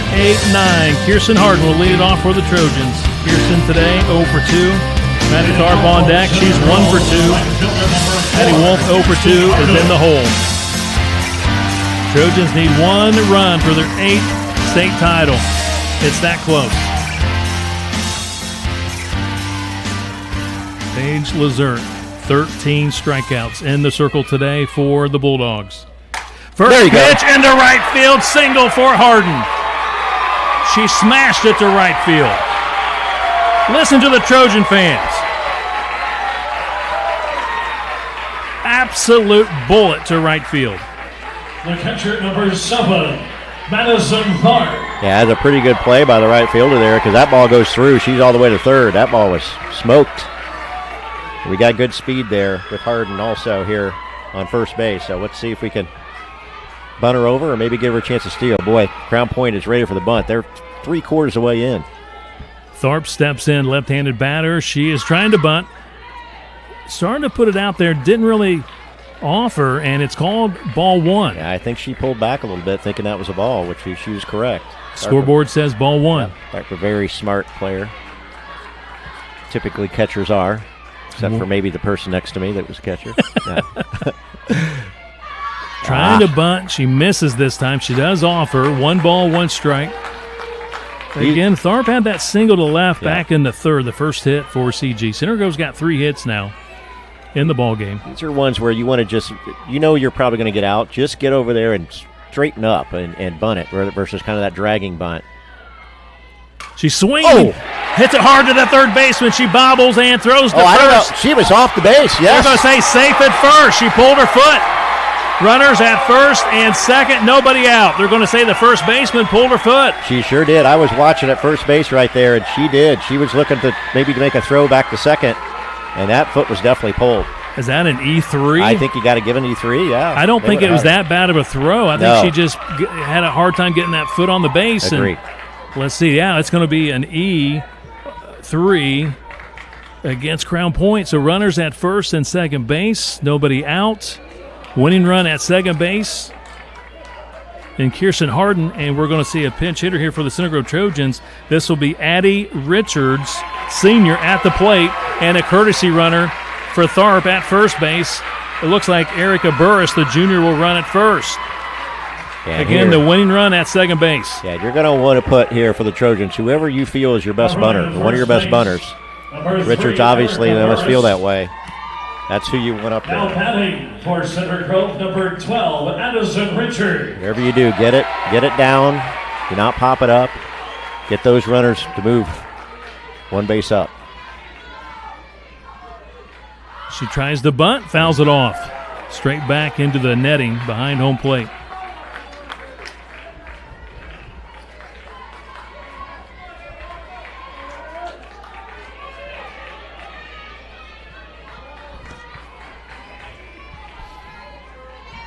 Nobody out. 0-1 the count here to Richards.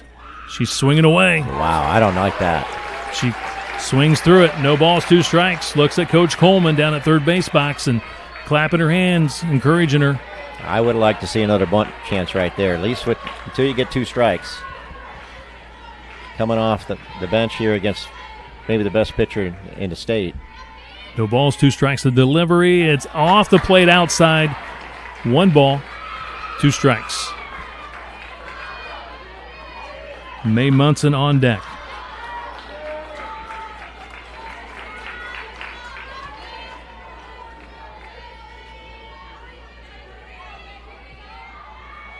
The 1-2 pitch. And it's going to be a foul ball. She got a good bat on it. Down the right field line, out of play. Count remains 1 ball, 2 strikes. Runners at first and second here for the Trojans. Second time Center Grove is threatened in today's game. Yeah. The other time was back in the third. They had bases loaded with a couple of outs and not able to score.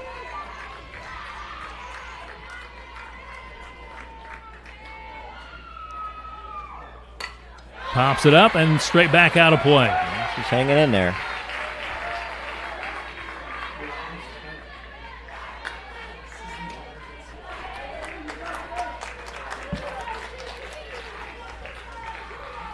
Trojan dugout making a lot of noise.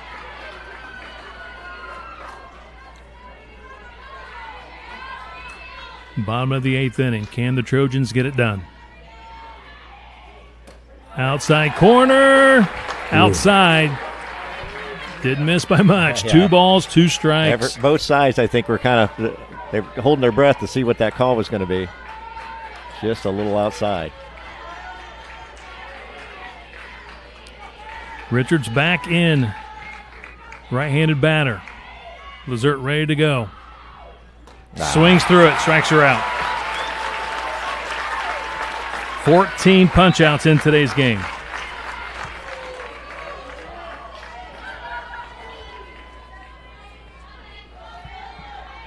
One out. Mae Munson, All-Star, first-team All-State. Also first-team All-State, All-Academic, going to IU Indy to play at the next level. She's got 1 of the 3 hits today for the Trojans, a single back in the 3rd, struck out looking in the 6th, and grounded out in the 1st. Actually, it was a bunt to the 3rd baseman back in the 1st. Runners at 1st and 2nd. Winning run at 2nd base, and Kirsten Harden. Trying to bunt. She puts it down to the 3rd baseman. She throws to 1st and got her. They called her out. Boy, that was a boom-boom play at first base. Runners at 2nd and 3rd, 2 gone. That was a heck of an arm by the 3rd baseman, Ashlyn Kida, to throw her out. Number 10, Bryn Meyer. It'll be Bryn Meyer, the junior IU commit, at the plate. A ground out, a walk, and she stepped on the plate and was called out back in the 6th. So 0 for 2 today.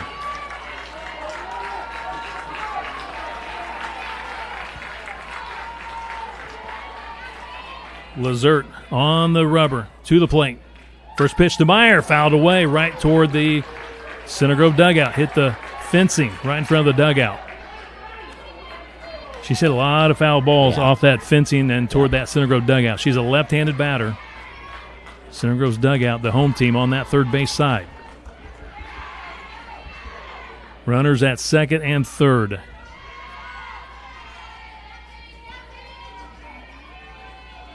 The 0-1 pitch.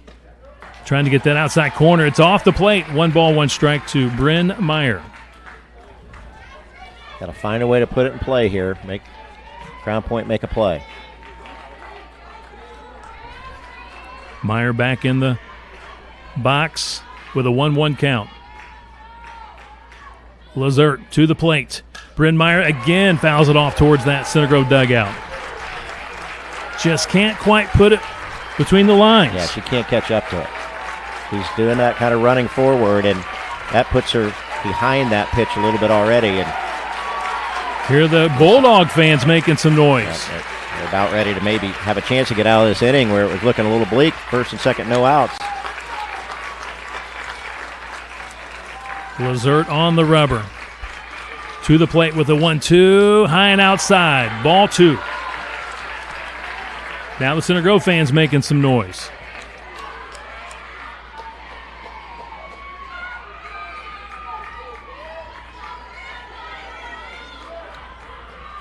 Taking some extra time. Lazert taking off her face mask, the pitcher. Now she's got it set. Looks down at the ground. Now on the rubber, ready to go with a 2-2 pitch with 2 gone. The delivery, and it's fouled away by Bryn Meyer. Once again, right down that 3rd base line.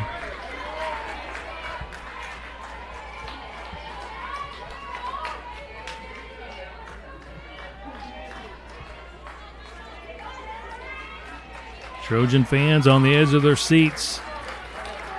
Bulldog fans likewise, edge of their seats. 2 balls, 2 strikes, 2 gone, bottom of the 8th. 0-0 game. Took something off, outside, full count. The umpire gave it a long look. Yep. Full count. Yeah, you saw the Crown Point fans were ready to roar. First base unoccupied. She walked back in the 3rd.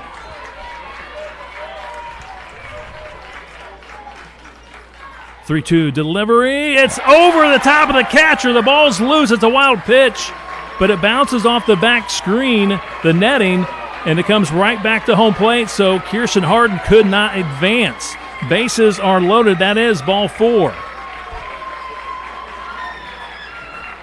Coach Angie Richwalski, the head coach for Crown Point. Boy, she is so cool and collected. She's out to the pitcher circle to talk things over with her pitcher and her infield. Again, bases are loaded, 2 gone. Bottom of the 8th, scoreless game. Number 3 batter, Sid Herman. She's 0 for 3 today, 3 strikeouts. Can Sid get the bat on the ball, put it in play, find an opening out there, and get this state title for the Trojans? Yeah, I mean, if you pick a batter at the beginning of the game that you probably went up in this situation, you pick Sid Herman. Now, that was before you've had 0 for 3 with 3 strikeouts, so she's had a heck of a time with Lazert's fastball and changeup. A little bit different situation here. So 2 walks by Lazert, both of them to Bryn Meyer. 14 strikeouts in the ballgame. 3 of those to Sid Herman. Herman, left-handed batter, in the box. First pitch outside, off the plate, ball 1. No place to put her. Yep, walks the ball game, so you got to come at her. Good job by Herman. Keep good eye there on that outside pitch to lay off of it.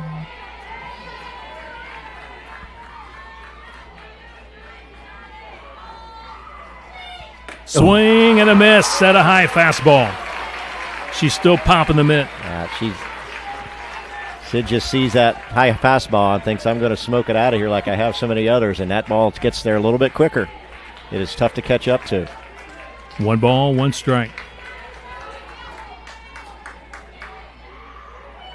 Going away, high and outside. 2 balls, 1 strike.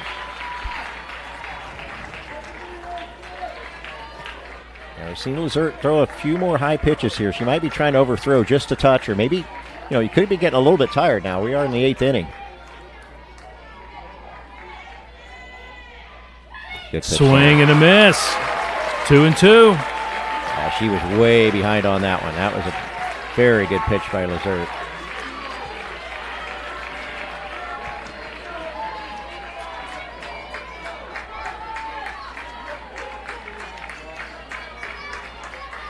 Sid Herman, count of 2 balls, 2 strikes, bases loaded. Here we go.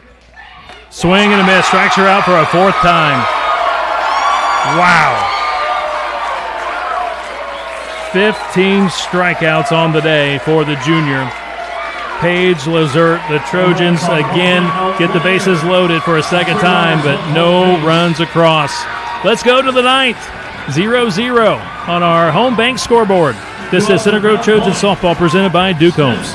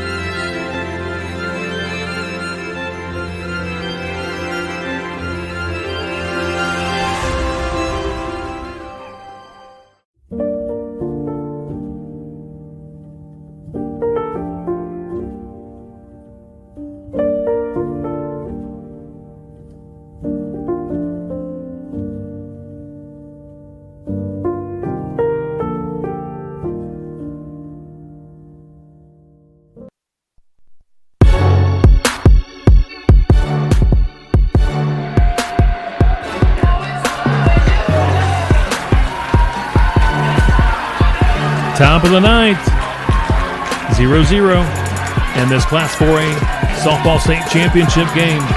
Center Grove had bases loaded in the 3rd and in the 8th. Not able to get that hit, not able to scratch out that 1 run. A lot of credit, though, to the junior pitcher, Paige Lazert. 15 punch-outs in today's championship game. For the Bulldogs. In this inning, Rick, looks like we're going back to the top of the order. 1, 2, 3.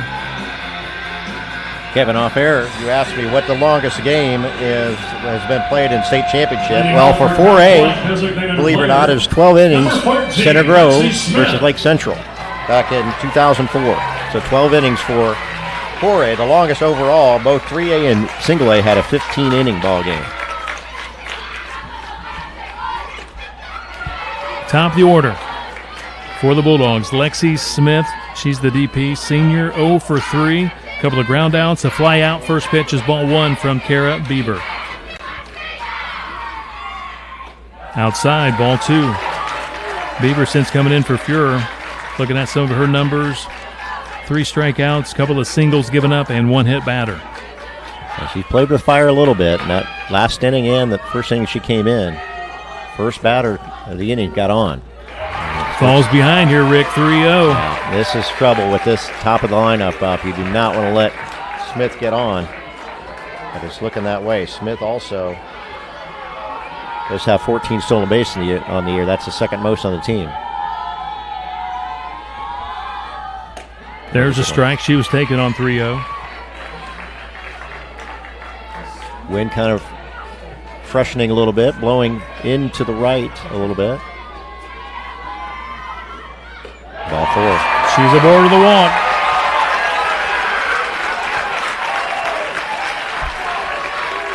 Center fielder number 3, Scarlett Tegman. That's the first walk issued by a Center Grove pitcher today. Fuhrer had no walks, and that's the first one. They had 1 hit batter by Beaver, but first walk.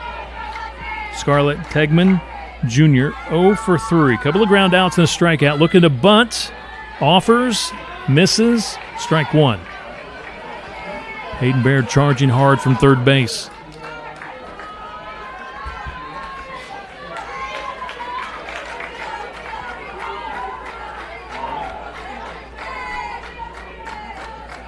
Trying to bunt, pops it up, and it's off the back screen netting, and she's out. She stepped on home plate. She bunted, fouled it off. Her foot was on home plate. She is out. So 1 away. Boy, big out right there.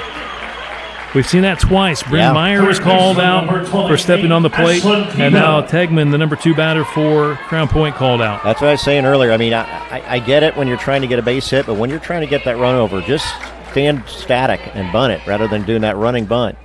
We've seen it twice. Players called out because they're stepping on home plate. Ashlyn Kita, junior, 0 for 3. I think, Rick, you said early on she's statistically the best hitter for this Crown Point team. Ball 1. 5-15, has 16 doubles and 8 home runs. Quick throw to first by Tharp. Runner back in safely. 2 balls, no strikes to Kita. Usually they say 2-0. That's a hitter's pitch. Yeah, it sure is.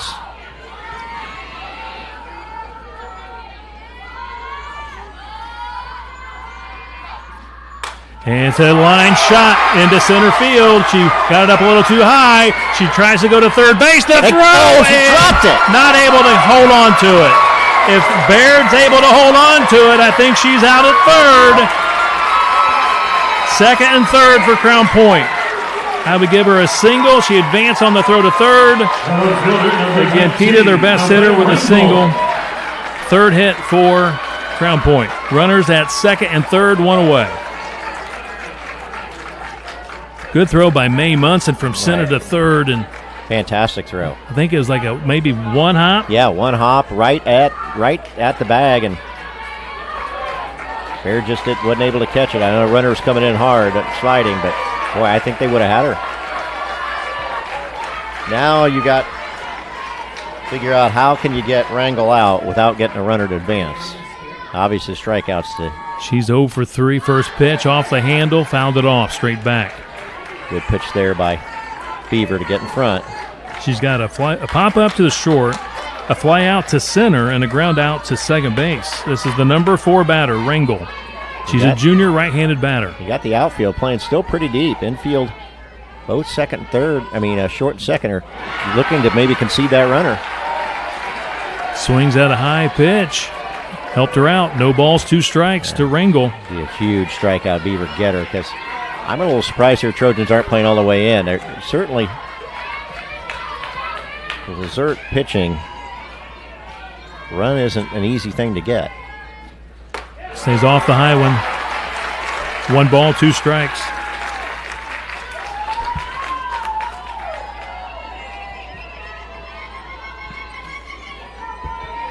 That's okay. Pretty good pitch there by Beaver. She was going to chase that. She wasn't going to get to it. So still ahead of the count, 1-2. Fly ball might be deep enough into right center field. Here comes Mae Munson. It's pretty shallow. They're going to come home. Here's the throw. The tag. She's dropped it. She was out, and then she dropped it. Wow. The umpire was winding up to say out. Yep, sure was. On the tag out, and then the ball came out of the mitt. The question is, as Coach Coleman comes out, was the ball in the mitt long enough? If it's in there long enough, she's out. And now she's going to ask for the maybe the infield umpire to for an appeal. At the moment, it's 1-0 Crown Point. The throw came from Mae Munson, shallow right center. Another excellent throw by Mae. Sure was. In the air, right to Tharp at home plate. Tharp made the tag. Home plate umpire again was winding up to say out at home, but then the ball comes out of her mitt. She then goes with safe. 1-0 Crown Point, and it's going to stand.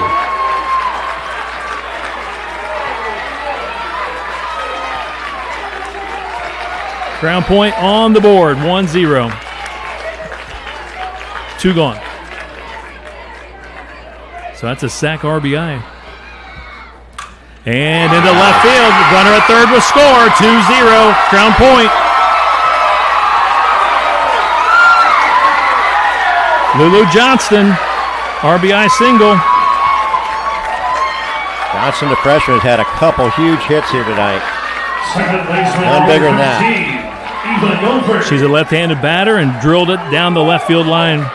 2-0 Crown Point. 4 hits for the Bulldogs. Again, Center Grove, the home team, they still have last at bats. The Trojans, which have been fantastic fielding all year, and you look up there and you see no errors on the board, but boy, two balls dropped that could have been 2 outs.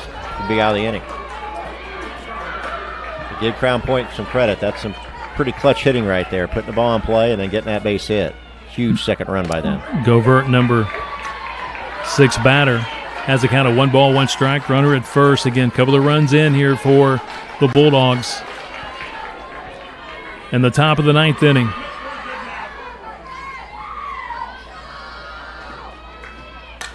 Ground ball, foul down the third base line. Govert back up batting again. She was pinch hit for last time up.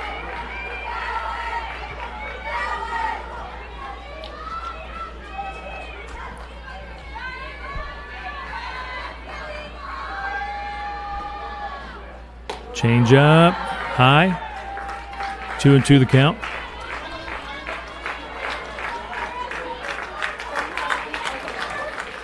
Center Grove fans very quiet at the moment.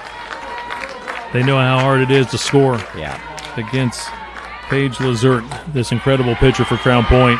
And there's strike 3. Strikes are out looking. All right, Trojan fans, Center Grove's got some work to do. Going to the bottom of the 9th. They're down 2-0. 2 for the tie, 3 for the win. Bottom of the 9th coming up next. Today's game presented by Duke Homes.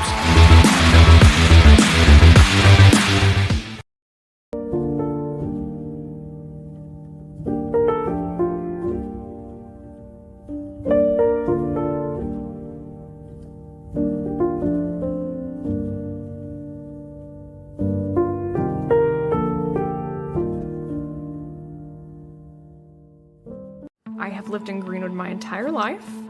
Born and bred, went to Center Grove High School, proud graduate, go Trojans. I enjoy this community. It's my home. It's growing, it has lots to offer, and I'm excited to be a part of it. At Greenwood, we are a full-service bank. We can handle your needs from simple personal accounts, savings accounts for your family, auto loans. If you need to have a mortgage, we can meet that need. Emily Ribley has been in our office for years and knows the area. Scott Hines is Center Grove. He has lived here his entire life and is fabulous. You're not going to find anybody more local than us.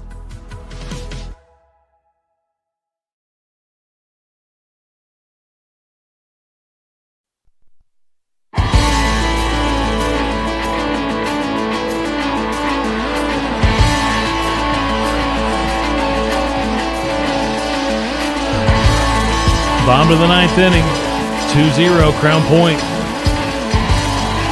They lead it over Center Grove. Center Grove, they've been resilient all season long. Can they pull it off? They need a miracle. For Center Grove, it'll be 4-5-6. Taylor Barrett, Anna Powell, Hayden Baird. They're all due. None of them today have gotten a hit. Taylor Barrett. That's because Paige Lazert has been unbelievable in the circle. Fantastic. They said Lazert is like, you pronounce it like dessert, and she's been delightful, I would say, just like a dessert. She's been special. Let's see what the Trojans can do here in the bottom of the ninth. Barrett's first pitch, outside, ball one. Barrett's had 2 strikeouts and then a pretty good shot out to center field for an out, but hit it pretty well last time up. They're hoping maybe 4th time through the lineup. Maybe they've got something they found on Lazert, but haven't seen a whole lot so far. Trojans with just 3 hits all day. Pop up right to the pitcher, 1 away. Jammed her, popped it up to Lazert. She makes the catch, 1 away. A good pitch there. I mean, Barrett took a good swing at it, but just had it right on the hands. Just a little squibber pop fly up to Lazert. Pitcher, easy out. 1 down. Anna Powell, 0 for 3, couple of strikeouts.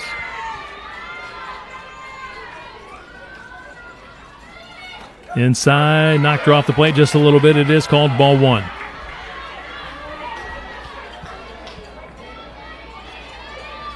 Crown Point state champs in 2017, going for number 2 today. Center Grove last won it in 2019. Center Grove trying to win their 8th. Inside, 2 balls, no strikes. Coach Coleman going for her 3rd state championship. Trojans need 2, so need some base runners. Can't do it with just 1 swing. 2-0 count, decent start.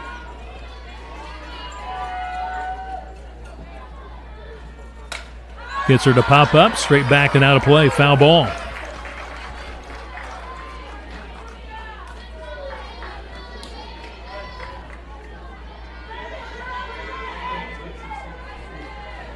Two balls, 1 strike.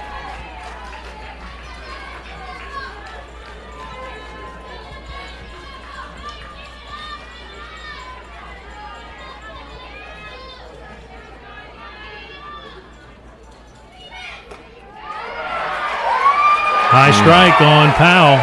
She likes that high strike. Yep. 2 balls, 2 strikes to Powell.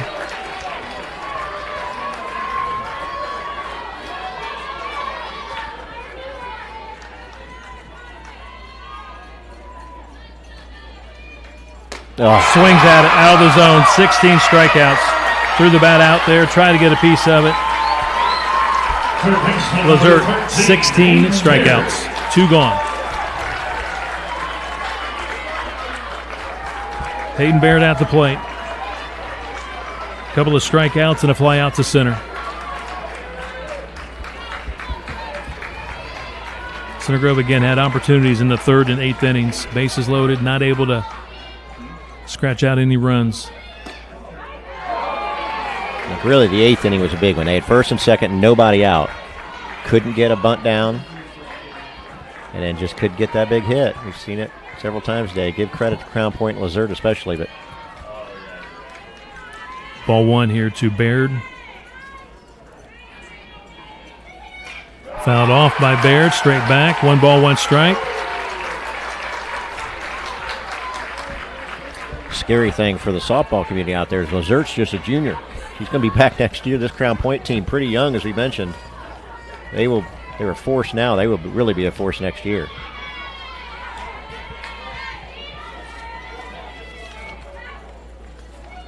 Got it. Swings at the high one. 1 ball, 2 strikes, 2 gone. Bottom of the 9th. Crown Point fans are all standing up now.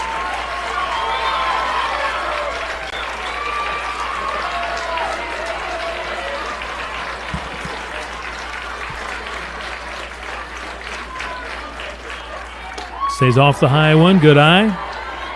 2 balls, 2 strikes. Appreciate everybody tuning in online today. Exciting softball game.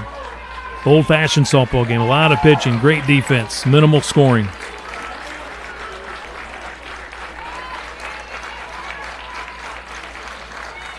Fouled off by Baird.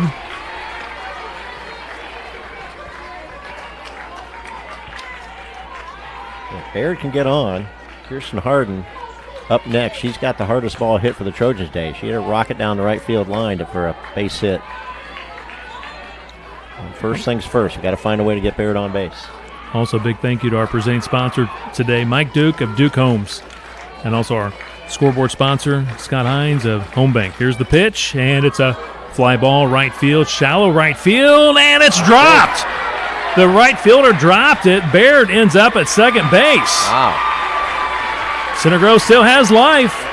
The right fielder playing deep couldn't get there. Samantha Dunlap, the senior, got a glove on it. Had to kind of slide to her knees to try and catch it. She could not. And Rick, I think they ruled it a Yeah, gave it a hit, wow. but hit or mitt. But I guess the fact that she maybe had to slide and they consider it a little bit of a dive, they're going to say that that's a hit for Baird. She ends up at second base, so I guess a double for Baird. And do we have a courtesy runner or a pinch runner for her at second, or is that Baird? I can't quite tell. That is Baird. Baird. So now the hitter is Kirsten Harden, who had a rocket to right field back in the 8th inning. Yeah. Got a single. That was easily the hardest hit ball by the Trojans today. So 2 gone, tying run at home plate.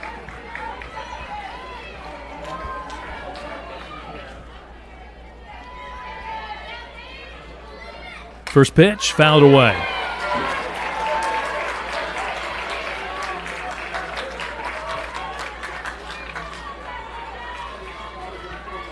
Harden 1 for 3 on the day. She got 2 strikeouts, but that good hit last is what seems like an hour ago, but it's just last inning. Game's moved along very quickly until just recently with 4 base runners. Everybody's slowing down a little bit more. Change up. Outside corner. Strike 2. She falls behind. No balls, 2 strikes. Crown Point fans on their feet. They beat Lake Central 4-2 in the sectional championship. Beat Penn last week in the Final Four 4-2. Trying to beat Center Grove today. They're up 2-0. 2 gone. Bottom of the 9th inning. Tying run at the plate and Kirsten Harden. The 0-2 pitch. High and outside. 1 ball, 2 strikes.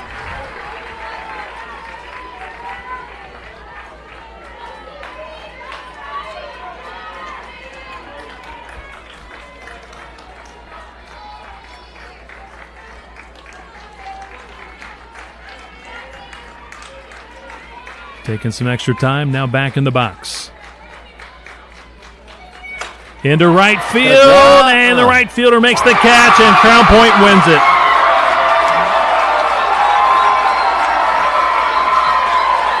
Crown Point wins it. The right fielder, Dunlap, makes the catch, and they're celebrating in the pitcher circle.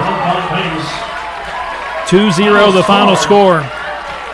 Crown Point in 9 innings over the Center Grove Trojans. 2, Center Grove 0. Rick Sauter, what a ball game. It was a great game. Both teams, well-deserved win by Crown Point. Trojans played great. Just couldn't get the big hits when they needed them, and give Crown Point credit. They did, and made some big plays at the end. And what a great pitching job by Paige Lazert with 16 strikeouts. And great year by Center Grove, though. I mean, they can't fault being state runner-up against an awfully good team. And just didn't have it today to get the runs when they needed 2 them. runs, 4 hits, 1 error for Crown Point. They'll finish the season at 31-4. Center Grove 26-4 on the season. What an unbelievable run by the Trojans under head coach Alyssa Holman.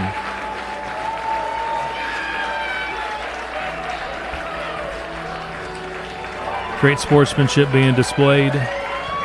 Team shaking hands, coaches shaking hands. What a softball game.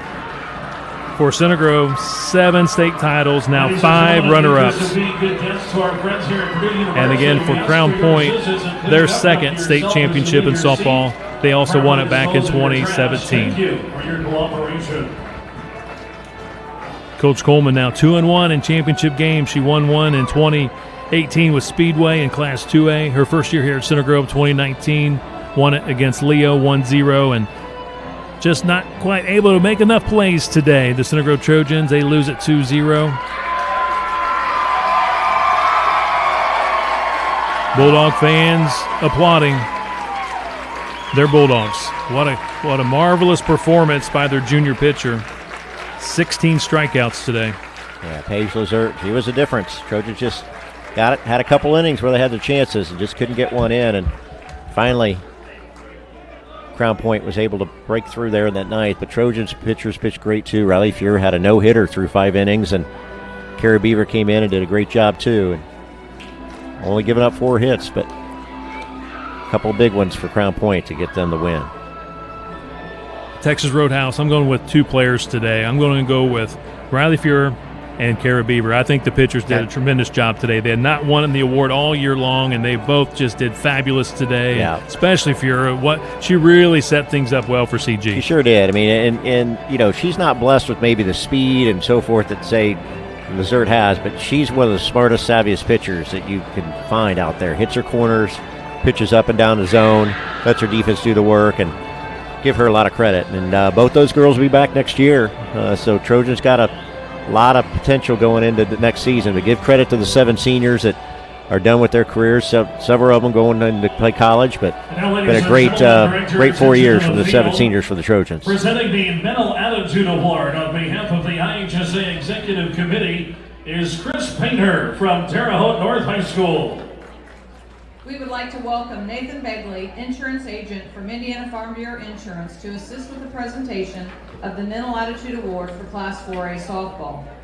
On behalf of Indiana Farm Bureau Insurance, presenting sponsors of the IHSAA Mental Attitude Award, the IHSAA Executive Committee will award a $1,000 scholarship to the winner's school. Please join us in thanking Farm Bureau for their generous support of student athletes and high school athletics in our state. After we announce the name of the recipient, we invite her parents to join her on the field. The recipient of this award was selected by the IHSAA Executive Committee. This student was nominated by our principal, athletic director, and coach, and excelled in mental attitude, athletic ability, scholarship, and leadership. The winner of the 2025 Mental Attitude Award for Class 4A softball is Sydney Herman from Center Grove High School. Congratulations, Sid Herman. Mental Attitude Award winner. Excellent student, excellent softball player. Going to Dartmouth to play softball. Playing in the Ivy League. I believe she finished top 20 in her class. She wants to do something in the medical field. Congratulations to Sid Herman on the 2025 Mental Attitude Award winner for Class 4A softball. Yeah, it's great to see a Trojan win that award, and well-deserved by Sid Herman. She's got a great attitude, always comes to the games with high fives and a smile. And she does. You are so correct about that. She absolutely enjoys playing this great sport of softball. Well, and the good thing is she's going to get to play 4 more years in an Ivy League school, so obviously that shows you some of the academic ability too, so well-deserved by Sydney Herman. Getting a big hug from her father and mother. Chris Herman, a big part of the Center Grove Lassie League, Sid's father.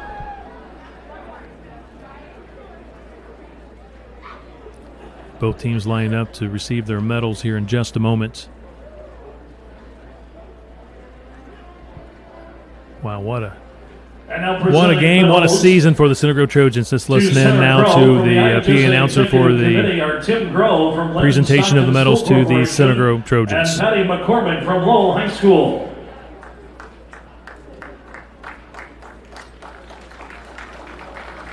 May Munson. Riley Fewer. Erica Burroughs. Kirsten Harden. Addison Wolf. Ella Timmons. Madison Tharp. Ava Krupa. Annie Reed. Bryn Meyer. Alyssa Jenda. Addison Richards.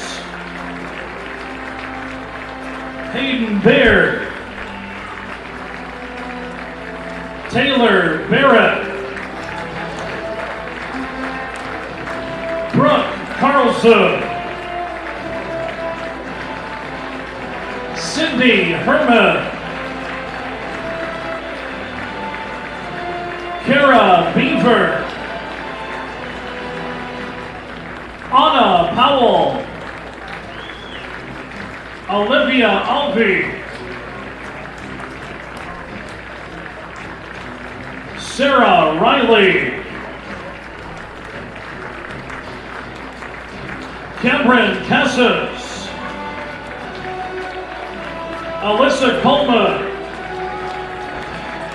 Brian Turner. Todd Lewis. Kaylee Gross. Lindsay Whistle. Eric Spears. Joe Bronkella. Katie Fisher. And Joanne Tolley.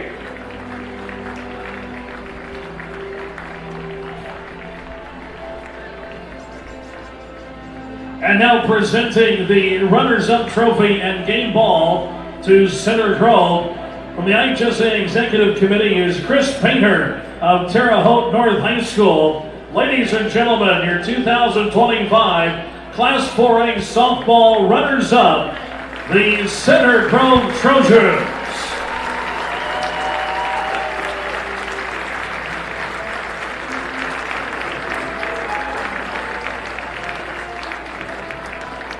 Rick absolutely loves seeing Crown Point giving Center Grove a standing ovation and clapping as they got their awards. They're standing here. Obviously, they're very proud of their team, but also they just watched one heck of a softball game. Yeah, good sportsmanship there for sure by Crown Point. And they did. That was a great ball game. Nip and tuck the whole way. Great pitching. And we mentioned just took one big hit or two or one big play, and Crown Point was the one that got them. So, but fantastic game overall. Now we'll listen in as Crown Point receives their medals. Sam Dunlap. Corinne Pierce.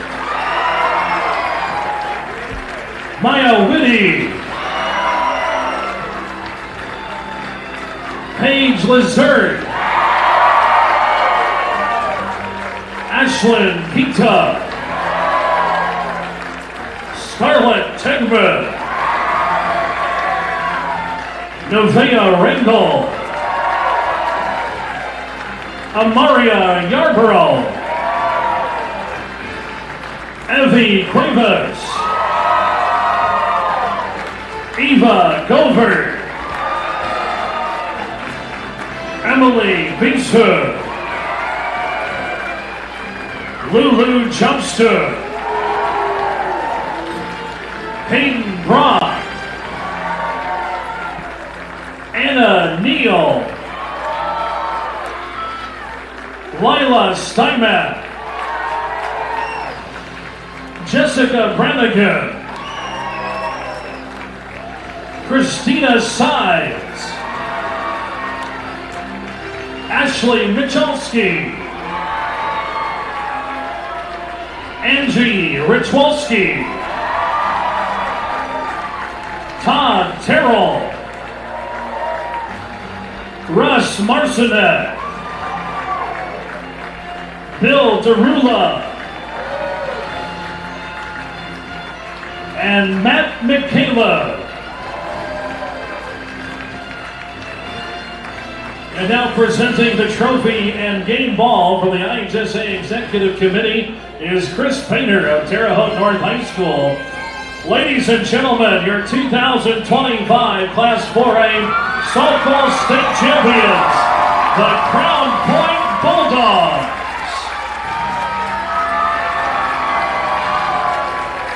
Congratulations to Crown Point, second state championship in softball. Looking at the final statistics in front of us for Crown Point, 2 runs, 4 hits, 1 error. For Center Grove, no runs, 4 hits, no errors. Again, the big statistics, 16 strikeouts for Paige Lazert, their junior pitcher. And for Center Grove pitching, again, Riley Fuhrer, 5 innings pitched, no hits allowed, no runs, no earned, no walks, 2 strikeouts. Just unbelievable stat line for Riley. She's also a junior. She's back next year. Kara Beaver, 4 innings pitched, 4 hits allowed, 2 runs, both earned, 1 walk, 4 strikeouts. And again, this was a 9-inning game that took 2 hours and 26 minutes to play. And can't wait till next season, Rick Sauter. Yeah, great season this year. You can't ask for much more other than maybe get a run here in this ball game. But other than that, great year. And next year is awfully bright for the Trojans. They're going to, as they say, reload. So it should be a fun season going forward. Rick, appreciate your work all season long, especially coming last night and coming back again today to finish up what was just a beautiful game, a great game. And unfortunately, Center Grove not able to get that 8th state title. But, hey, that's why you keep working and you keep grinding, and hopefully they can get it done next year or at least maybe in the years to come. Yeah, nice job by the Trojans. Great experience for the younger players that will be back next year so they know what it's like. And boy, I would be shocked if somehow this was a repeat next year, potentially. Good point, because Crown Point also very, very young. Thanks again, Rick, and have a great weekend. Thanks, Kevin. So again, your final score from Vinegar Stadium at Purdue University, 2-0 in 9 innings, Crown Point over the Center Grove Trojans in the Class 4A state championship game. With the loss, Center Grove concludes the season at 26-4. With the win, Crown Point ends the year at 31-4. Today's Center Grove softball coverage was produced by CG Sports Network. Our presenting sponsor was Duke Holmes. Again, our Texas Roadhouse players of the game today: Riley Fuhrer and Kara Beaver. Thank you to all the fans tuning in this year to Center Grove softball. Also, all the best to the Center Grove seniors. Until next time, this is Kevin Conrad for Rick Sauter saying so long, everyone, from Purdue University.